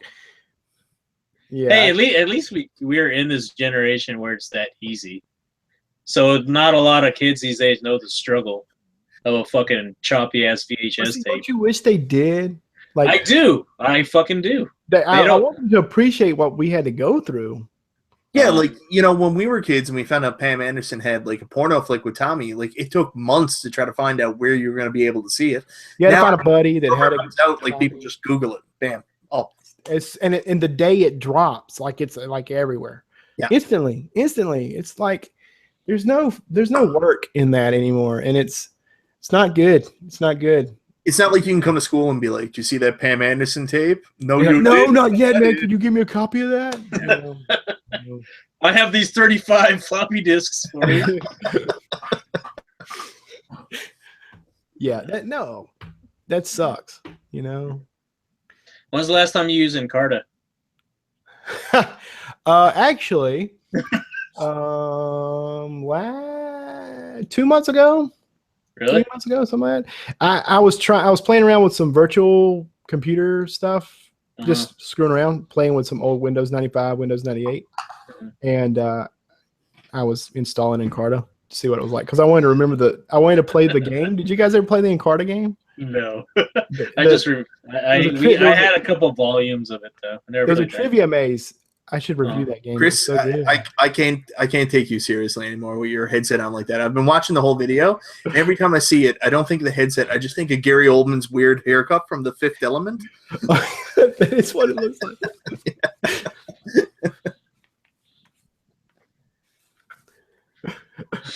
My ears are hot. Well, it is like fucking 85 degrees down there, ain't it? Yeah, and the air in here sucks. There's a vent right there, and that's it. This is a garage. This is a converted garage. Yeah. Oh, it's funny. It must be roasting in there then. Oh, it's hot as shit. And the floor is just straight cement underneath this carpet. Mm-hmm. I think. I mean, it doesn't even. There's a pad, I think, but that's it. And it's hot in here. And I wore this long sleeve shirt. I was going to get naked, but then I thought, man, that would just like take it. We would be in that place again. Do you have a leather seat? No, I got a mesh seat. It's awesome. Oh, that's even better. It'll soak it all in. You know what? I've got a battery leaking acid. Oh my cut. That hurts. All right. Yeah. Anyway. So what could you say that in gaming, what is there to look forward to? Because usually we ask this question. Are you really looking forward to anything coming up? Mike, anything? I'm looking forward to the travesty that this next Mario game is going to be on the Nintendo Switch. Because, like, if you watched Angry Video Game Nerd, I mean, he reviewed Sonic 06 last night. Can we just discuss the fact that that's where he's at now? He's talking. No. I'll go back and talk about that in a second. So, Sonic 06, I mean, was that crazy blend of trying to put real world people with this cartoon character and how stupid it was. But yet Nintendo's doing this, and they're very excited about it. They're like, it's going to be a blast. I don't care. So Chris is not excited for anything.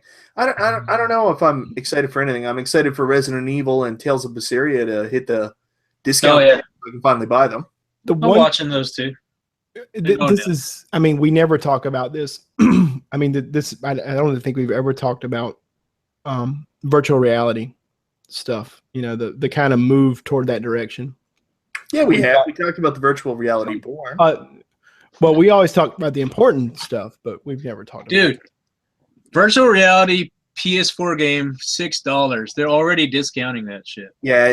I don't even have it. It's fucking. There's no. The thing about that is that the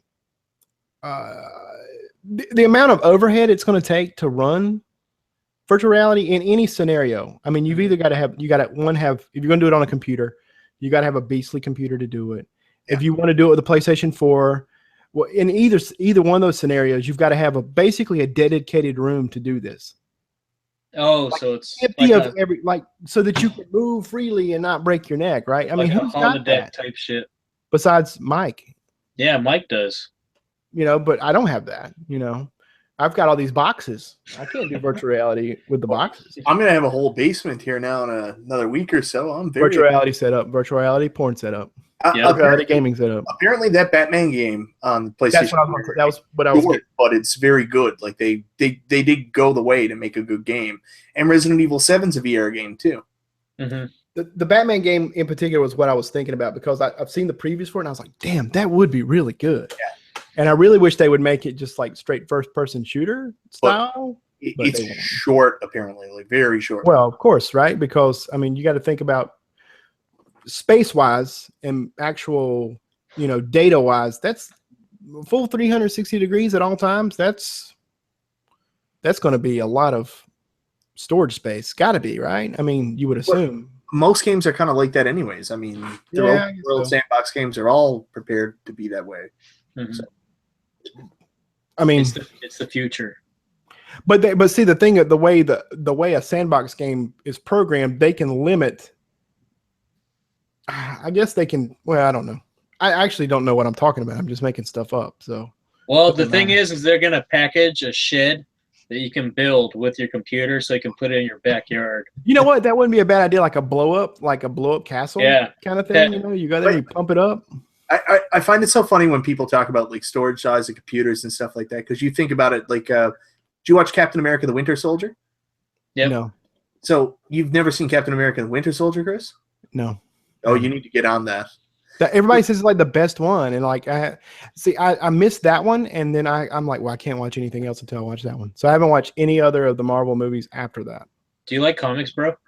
I love comics. Then why are you watching these movies, bro? I'm too busy downloading virtual reality porn. Gotcha. Okay, so anyways, the point I wanted to make was, without giving away too much, there's a point in the movie where they go to this historical place with all these old computers, and it's like an entire friggin' silo just to house this computer system. And effectively, that computer system is less powerful than this phone. Think about that. Yeah, like what is it? The amount of computer technology in the Apollo missions was less than what's in a basic calculator these days. Yeah. Like that's crazy. That's crazy, right? Like, yeah. And it changes exponentially now. It's not just like It's not just like 1 week. It's like literally So, second to second. with that said, how come it's even more complicated to get back into space, even though we've been doing it this whole time? So we should already be in space. It's not that it's more complicated. It's not as profitable, and it's not as interesting because they're not really doing anything. So the rating went down. That's the reality. The rating zombies. Cold War era. It was people willing to throw money at it, and it was a dick wagging contest. You know, that's what it was. We're kind Who's of going to get the little Samson in space first, right? And then that's all that mattered. And once you got little Samson, I think NASA have done a lot in the last little while to get people interested again, like especially finding like the ice reserves on was it Jupiter or Saturn, and now they found this other planet, the moon. A moon of Jupiter that also shows that it can have possibility of life. Europa. So they're doing research that I think is going to get people interested again and put some money back into the program. That and the fact that now private organizations are now making huge headway, and they are bringing the overhead costs down for getting manned missions into space. And like it'll be to a point where NASA can turn to these companies like SpaceX and say, hey, can you send us up? And they'll be like, sure. And they'll send them up and reuse the, you know, it's a better, from that standpoint, I'm excited at where the technology could go. Not just, I mean, the implications reach far beyond space exploration. I won't be happy until I can take a vacation on Mars and see a woman with 3 tits. And that's the dream. The ultimate goal. That's what it's always been ever since. You know what is friggin' sad though? Like growing up in the 80s, I mean, space travel was still such a big thing. Like I had a room full of astronaut type stuff. And in my lifetime, I'll probably never get to space. But our kids or our kids' kids, that might be a regular thing for them. Oh, I'm just going up into space for a couple hours. Nothing but yeah. You know, I think about like my son, like could very well be working at like a 9 to 5, like not even like, you know, he could just be like working at McDonald's on the moon. You know what I mean? Like that's crazy to think that. Man, you hear this thing at a Taco Bell? Hey, they never did the Taco Bell delivery thing. You remember that? I heard about it. Yeah, we don't have Taco Bell, so it didn't affect me in any way unless they were going to deliver here. What kind of backwoods country do you live in? Well, ours isn't really backwoods. We're on an island. Back glacier. Yeah, that's probably a more appropriate term. Yeah. You don't have Taco Bell? No, where we live on the island, I figured this out because I actually contacted somebody from Taco Bell. Problem is, all their I'm not joking. I really fucking did. So basically, all their food is sold at a discount price. That's their gimmick, is that everything is cheap. They have this cheap menu. Problem is, with shipping things to our island, there's added cost, and they can't offer the same price point for their items, so there's no point in opening up the store here because it would go against their marketability. Gotcha. That makes sense. Yeah. It sucks. I'm sorry. I really am. And no Five Guys either, yeah? My anus is thankful, but... Do you know how many times I've had to say that in my life? Twice. No. 3 times, lady. A lot more than that. No, and you have no Five Guys, which is, you know... Yeah, also criminal. Torture. I'm back within 3-minute drive of a Five Guys again. Honestly, like Cajun fries, Chris. Cajun fries. Yeah. We are getting a Denny's though. I am very excited about Denny's. You know, I've only eaten at Denny's like once, I think, maybe. I've driven by one. Oh, you're missing out, man. Go get a grand sandwich with those delicious little potato things. The kids though, the kids go with my in-laws all the time. Yeah. But that's because they're free on Tuesday. So you know, there's that. So we should probably eat there like all the time. And so you should dress up as a little kid and eat free. Yeah, because that would fly, right? It would. Just shave your face. No. And the eyebrows. And the eyebrows. And the head. It'll sell it. It'll sell it more. Chris, why did you grow the massive beard? Like when I met you, you had hair on the top of your head and none on your face, and now you've gone the other way. Because you're upside down, Mike.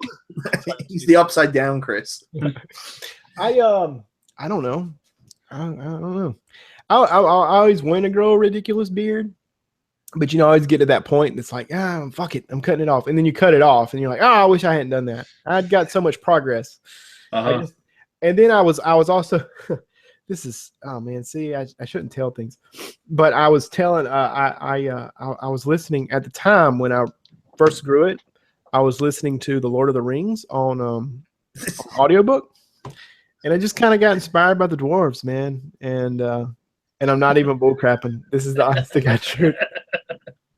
So you're the only person I've ever heard say, so I was listening to something on audiobook. Who listens to audiobook? Like, how lazy are you at that point? You're like, no, reading's not for me. What's the dwarf's name in Golden Axe? I don't know. That's a good question. No, I listened to audio. I started listening to audiobooks because my commute was like 45 minutes. Oh yeah, that's a good point. People who listen to books in the car, I got no problem with that. But like, if you're sitting around your house, oh no, an audiobook? Time to listen to an audiobook at the house with children. I watch YouTube videos in my car. Yeah, you shouldn't do that. I actually saved a picture on my phone. Whenever it sounds like you're doing something dangerous, I just put a picture of you driving, watching a YouTube video.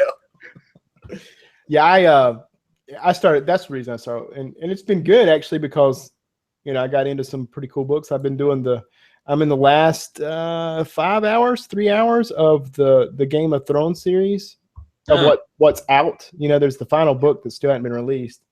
It's never going to be released. The series has already gone past it on TV.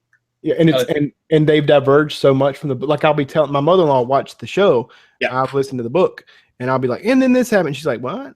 Who is that? So 2 different storylines? Oh, it's seriously like way. No, not that much. I know what you're talking about, Chris. You're talking about. I'm going to ruin this for people. But there's several things. If you don't Spoilers. like it. So you're talking about the Targaryen that's already over there that is supposed to be. That's the one you're talking about, and the show just avoided that storyline altogether. Yeah, the what would essentially been her nephew. Yeah, he's fake. Talk about that. He's not real. Yeah. I'm past that, but they don't even talk about that plot line, and they don't talk because there's no point in talking about it because he's not real. He's not. I guess so. He's not going to be. But they also merged his man at arms that's with him with Jorah Mormont. Yeah. They sandwiched. They basically mishmashed a bunch of different things together, but other parts too. Actually, there's other parts they cobbled together to make that has happened along the way where they've taken this character and this character and they squished them together, and they don't have Strong Belwas isn't even in the.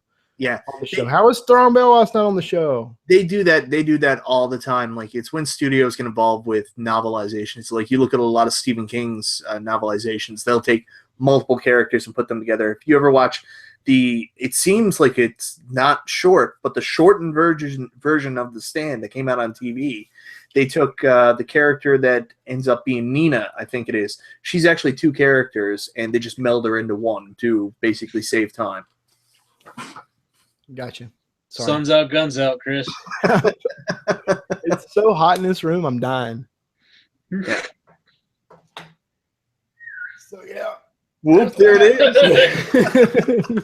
He said so. There it is. Anyway, yeah, I want to finish it though. I'm kind of done with it because I'm annoyed with the fact that that's it. The last book's not ready for me, and I'm kind of like it's not the last book. There's another 2 books. 2 books. Oh yeah, shit, man. 2 books. This man's killing me. I think that's his ultimate goal. Well, he's gonna die before they're done, so it's not gonna matter. That's what I think. That's exactly what I think. I've decided that man. I mean, if you've seen him, he's gonna die. Yeah. Someone will take it over. And that's his goal because he kills everyone else, right? And all through the books, right? You'll fall in love with a character and he kills them. So that's the thing. Never like anybody associated with Game of Thrones. If you like them, they will die. No, it's just these people are not integral to the story. He does a very good job of building up people that aren't integral to the end piece. The people that are at the end piece have always been the people that are there. Jon Snow, Daenerys Targaryen, Tyrion Lannister, and of course Cersei. So look, I know nothing about anything, right? Like I'm not far enough to know the truth about everything, but I've got some theories. I think Tyrion Lannister is actually Daenerys's brother. I think brother. No, I don't think it's his brother. No. I think. Listen. Here's my theory. My standing theory is that Tywin's wife was raped by Aerys, King Aerys. Yeah, that did happen. Yeah, and that Tyrion was the byproduct of that. Yeah, but Daenerys isn't the daughter of Aerys. Yeah, she is, isn't she? No. Whose is she? She's like Jon Snow's dad's cousin. Right. I got that. So Jon Snow's dad, Rhaegar Targaryen, right. is Daenerys' son. Right. She's from a different line of the Targaryen. She's off to the side. She's not Aerys' direct. Oh, okay. Well, but I think Tyrion is a Targaryen. I do too. And you want to know my theory on why that is? Stu, I'm sorry if this is boring. I don't know. No. I actually follow the show, so I'm trying to follow what you guys are saying. Yeah. He's looking up virtual reality porn. So you think about when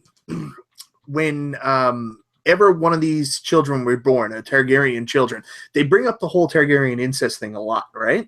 Mm-hmm.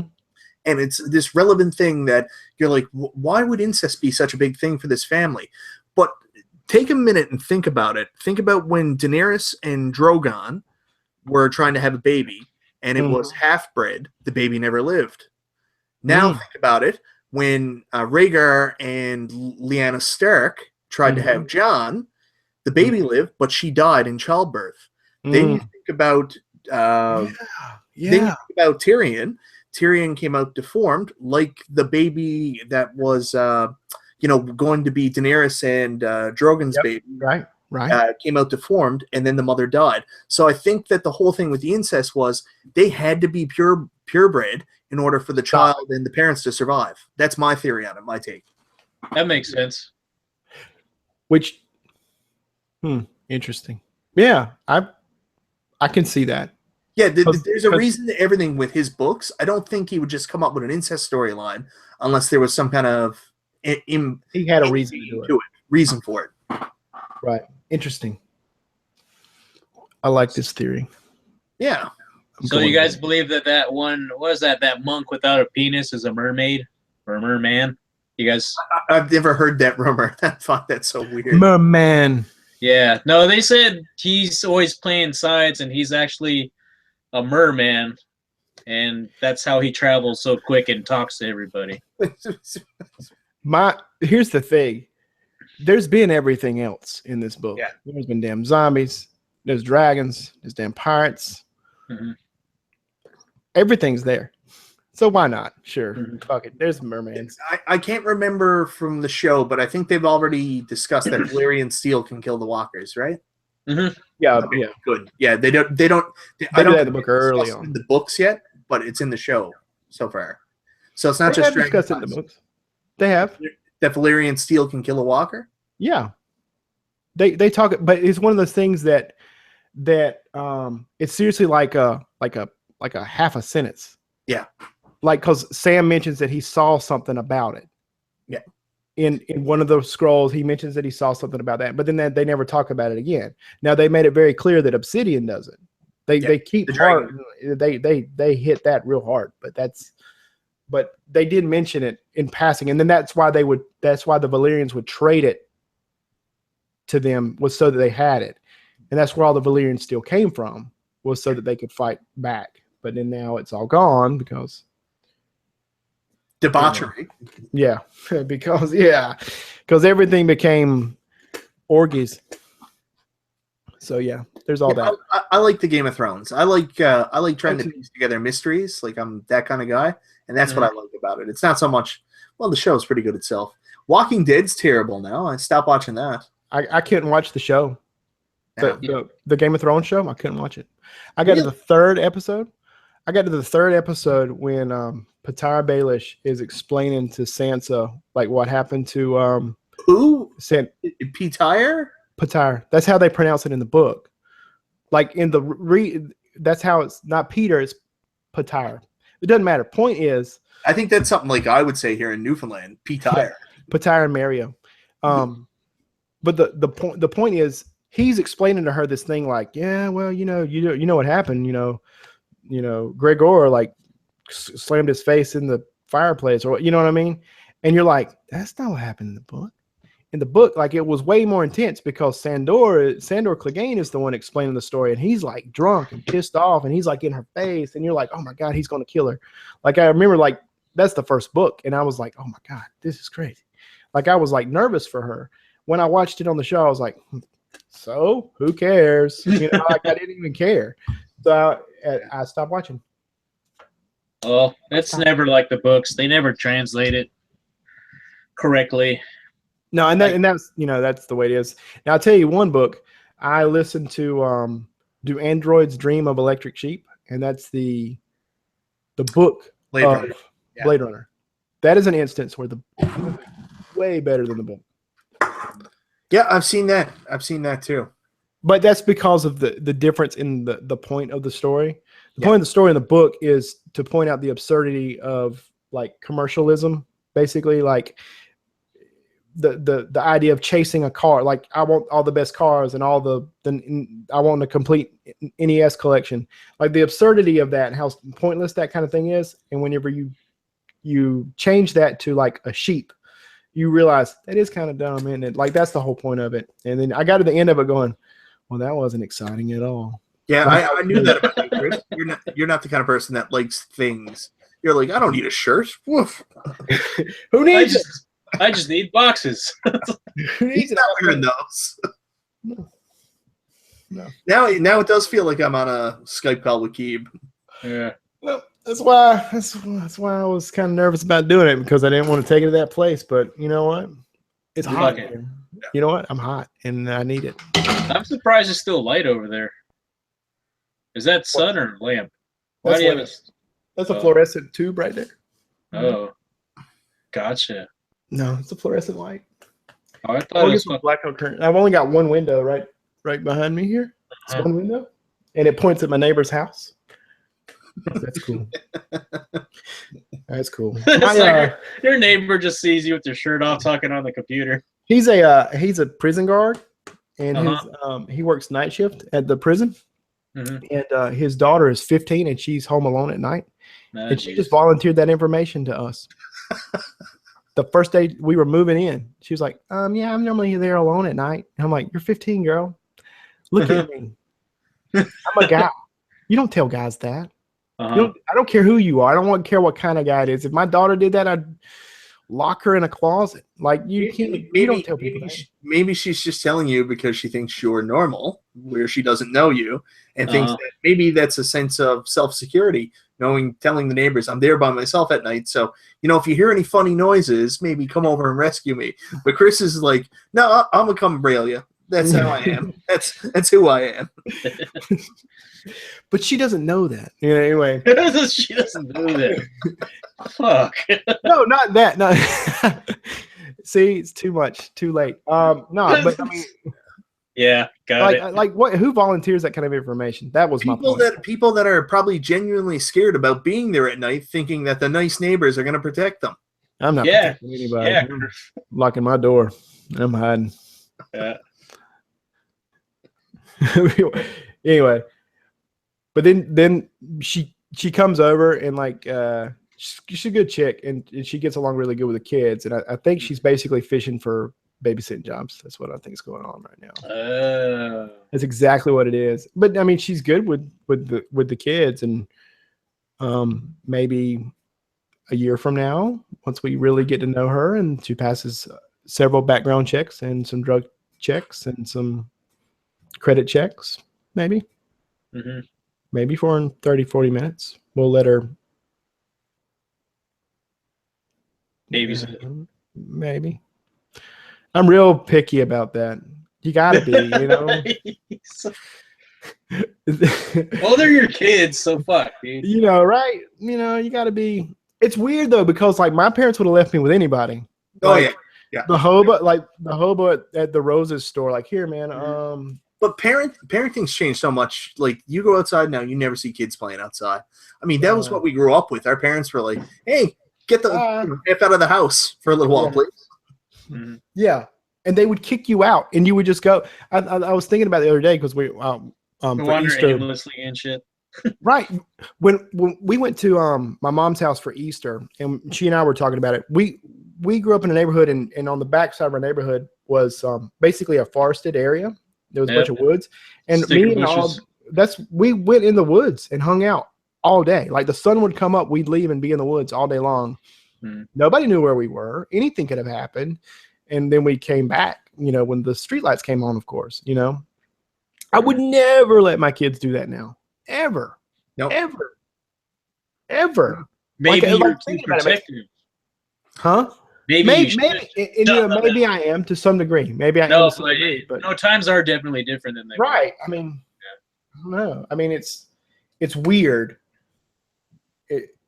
I don't know. And I was talking to my mom about it. I was like, Mom, how in the world? And she's like, that was then, and now I wouldn't let you do that with these kids. She'd have flipped out if I was like, yeah, go on and play in the woods. It's fine. Go ahead. Go back there, play by the pond. So I mean, yeah, well, it's scary to think about it too. And I've got daughters, and having a little girl, like, I know. You already thought about it. Yeah. You've already thought about it. You've already picked out some spots to bury a guy. Shotgun. Yeah. He's thought about it. He's lying if he says he ain't. He's got a big acrylic tub in the backyard for, disposing the body through acid. Yeah. See? I work at a place, we got a backhoe, and everybody, and my boss, and basically all the guys that work there, we all have daughters about the same age, and we've already discussed, look, we got the field over there, we got a backhoe, we got plenty of acid here that we use to polish the cams. No problem. So I had asked you a question last night. We were talking on the group chat, the Bear Club, and you mentioned you were like, gotta go. My boss and me are going to play Magic cards. Yeah, we were going to play tonight, but I guess that's not going to happen. No. If he asked me what happened, I'd be like, I fell asleep. Took my shirt off, did a podcast, talked about possibly sleeping with her because she gave me some information. Just send him the link.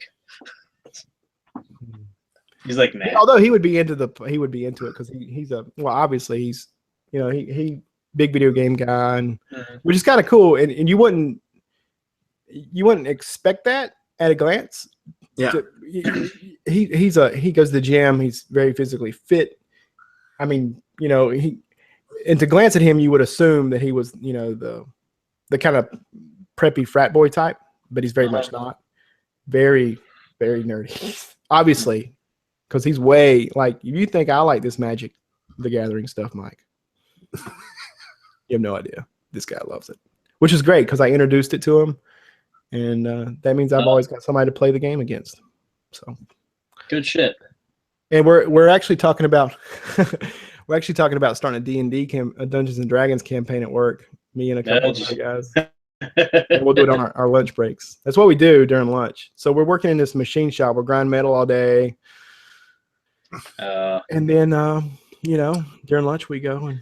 It must be nice to take a designated lunchtime. I have to find 20 or 30 minutes here and there. Well, that's kind of how there's a defined time period that we have lunch. It's like 12 to 2 is the time period. If you miss that window, I'm sorry. You know what I'm saying? Keep working. Yeah, you just got to keep going. But there's a lot of times we have to, like what I do, I hold really tight tolerances. Like plus or minus 1/10 of a thousandth of an inch, like that. That's the fourth decimal place. The fourth decimal place. Decimal. And that's really hard to maintain. So if you wait too long, the heat in the room can change that. Oh, really?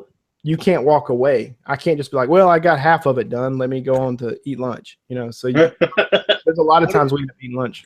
What are you gonna take a shit? What do you do? Huh? What if you gotta take a shit? He just takes a shit. I hold it. I hold it till I get done. Usually, if I'm doing stuff like that, it's really hypercritical like that. You'll take shit beforehand. Force yourself. Yeah. I push that out. Push that doo-doo out like it ain't no business. And it's funny. You know what's funny, Mike? Weird is that my body knows now. It's become part of the routine. I'm setting up and I'm getting to that point where I'm about ready to start. My body goes, oh, let's go. the urge hits me now. I don't even have the. So you're a well-oiled camshaft machine. I am every day at 10 o'clock. Every day at 10 o'clock. My body's like, let's do it. I can't imagine being that regular. I've never been that regular, Mike. I used to go like a whole week without taking a dump. And I know that's not healthy. A week? I'm not kidding. I'm not exaggerating. No. Wow. In college, I would go like 4 or 5 days, and then I would drop. I would go there and I'd drop a cantaloupe, and it would sound like I gave birth to a center block. The comment says, sometimes I wish I could unhear what I just heard. But you can't. You It's can't. there. I put it out there. Oh. True story. Hey, One time I tore my anus in college while I was taking a dump like that, and I like not bad, just like enough to bleed, and then I started wiping my behind, and like it soaked through the toilet paper. Fuck. And I got scared. Because I'd never done that before. I never had any kind of experience like that. So I called my mom. And I was like, Mom, what's wrong with me? It's something like, do I need to go to the hospital? Or she's like, no, you probably just tore your anus a little bit. It's okay. And she calmed me down. It was cool. All right. Did you die? No, I'm fine. Oh, cool. I'm still here. I'm still good. I'm good. And I've never really done that again. So I'm okay. That's good. Yeah. So, Chris, if you could have any superpower, what would it be? Shapeshift. Shapeshift your anus to being normal? Yeah. I was about to say, maybe you should want to be the Elastic Man. Open it up. You know what? A guy at work, we were a shapeshifter? No, we get in that kind of discussion at work all the time. And a guy at work, he said he would want to control gravity. And I thought, that's brilliant, because there's gravity everywhere between everything. So really, you could control everything. You could bend light. You could slow down time. You could do anything just about if you could control gravity. I would waste it. I would just go around and I would be having like mildly irritating conversations with people, and then I'd just be like, "Enough of you," and just remove the gravity away from them, watch them fly into space. That'd be cool. See, it's even better than Magneto. Yeah, well, if it's so cool, how come Mega Man can beat Gravity Man so easily? X-Buster. Yeah. Obviously. Duh. No, Chris, the link you sent me with the fucking doll sim, then that kind of sped me into watching the X-Men being fired thing. Oh, and yeah, I watched all those fucking things. They're fucking hilarious. But the Right, one that cracked me up the most was the Professor Xavier Magneto one. That was pretty funny too. Yeah. I like the one where he's like firing Wolverine. Uh-huh. And he's like, you're literally the worst person to He said, all you do is flail. He's like, you're gonna fight. We're gonna send you to fight a guy whose power is to control metal. You're the worst person. Worst person. And that slowly got into like me looking at like Comic Explained. Have you watched Comic Explained YouTube channel? That sounds like right up my alley. Yeah, it actually explains all the mutants, how they got their powers, how to kill them. And then it was talking about Iceman and how he's an Omega level mutant and how he can actually bend reality and go through time because he controls like the speed of molecules because he can slow it down. Yeah, shit like that. He's only recently become an Omega level, or discovered that he's an Omega level mutant or whatever. Yeah. The Iceman was always like shit. And then all of a sudden, it's only been in the last like. He was shit. Not on the game though. You could spam the hell out of. Yeah. You could beat anybody with him on the game. You do the spam the ice boulder. That was my. It's only been within I think the last decade that they've really expanded him to become the Omega level mutant to be as powerful as he is. Yeah, that YouTube channel is pretty interesting. But Iceman, Omega, and then.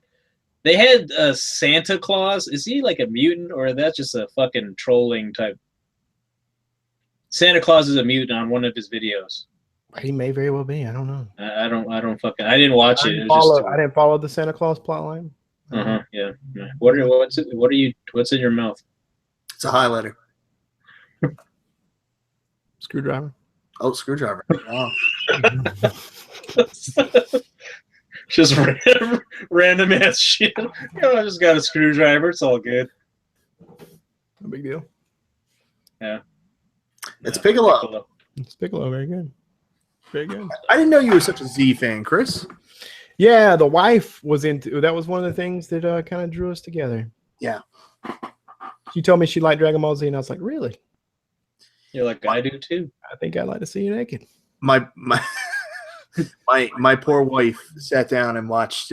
We got together shortly after Dragon Ball started getting released on DVD, and my poor wife sat down and watched every single episode with me, and she hated it the whole time, but she watched every one. Cool. I bought my wife the DVDs for Christmas, and she gave me Homer. A Homer? A Hummer? Homer? No, Hummer. Hmm.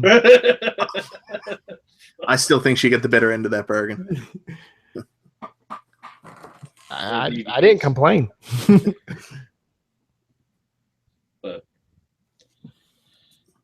well, now what? I think we've run the course of this thing, haven't we? Yeah. Ran out of steam, but it was good to get back on again. I got plenty of steam. Plenty. 300 Yeah. games. Yeah, so when do you think we'll do this again? When do you want? I think at least, I don't know, every other week, once a month. Yeah, bi-weekly. I was thinking. Bisexual. I'm down for anything bi. Mm-hmm. Are you guys down? Like Fridays better than Thursdays? Friday seems to be easier for me. Yeah. Yeah, I'm a parent now. I ain't going nowhere Friday. Yeah. Weekends are good. Weekends are much better. Fridays or Saturdays. Saturdays are definite for me, unless I'm getting drunk and eating tacos somewhere. And you got to prioritize. So You do. But cool. All right. Well, someone do the outro, Mike. Yeah, you do the intro, Mike. So you do the outro. Mm-hmm. That's how it works. Yeah, All right, I guess so. very much for joining us on the Playing with Power podcast. We're three guys that like burgers and fries, and we're out of here. It's true. Thanks for watching. I'm done. All right. I'm gonna turn the air on. All right. See you guys in the Bear Club. Peace. Later. You guys.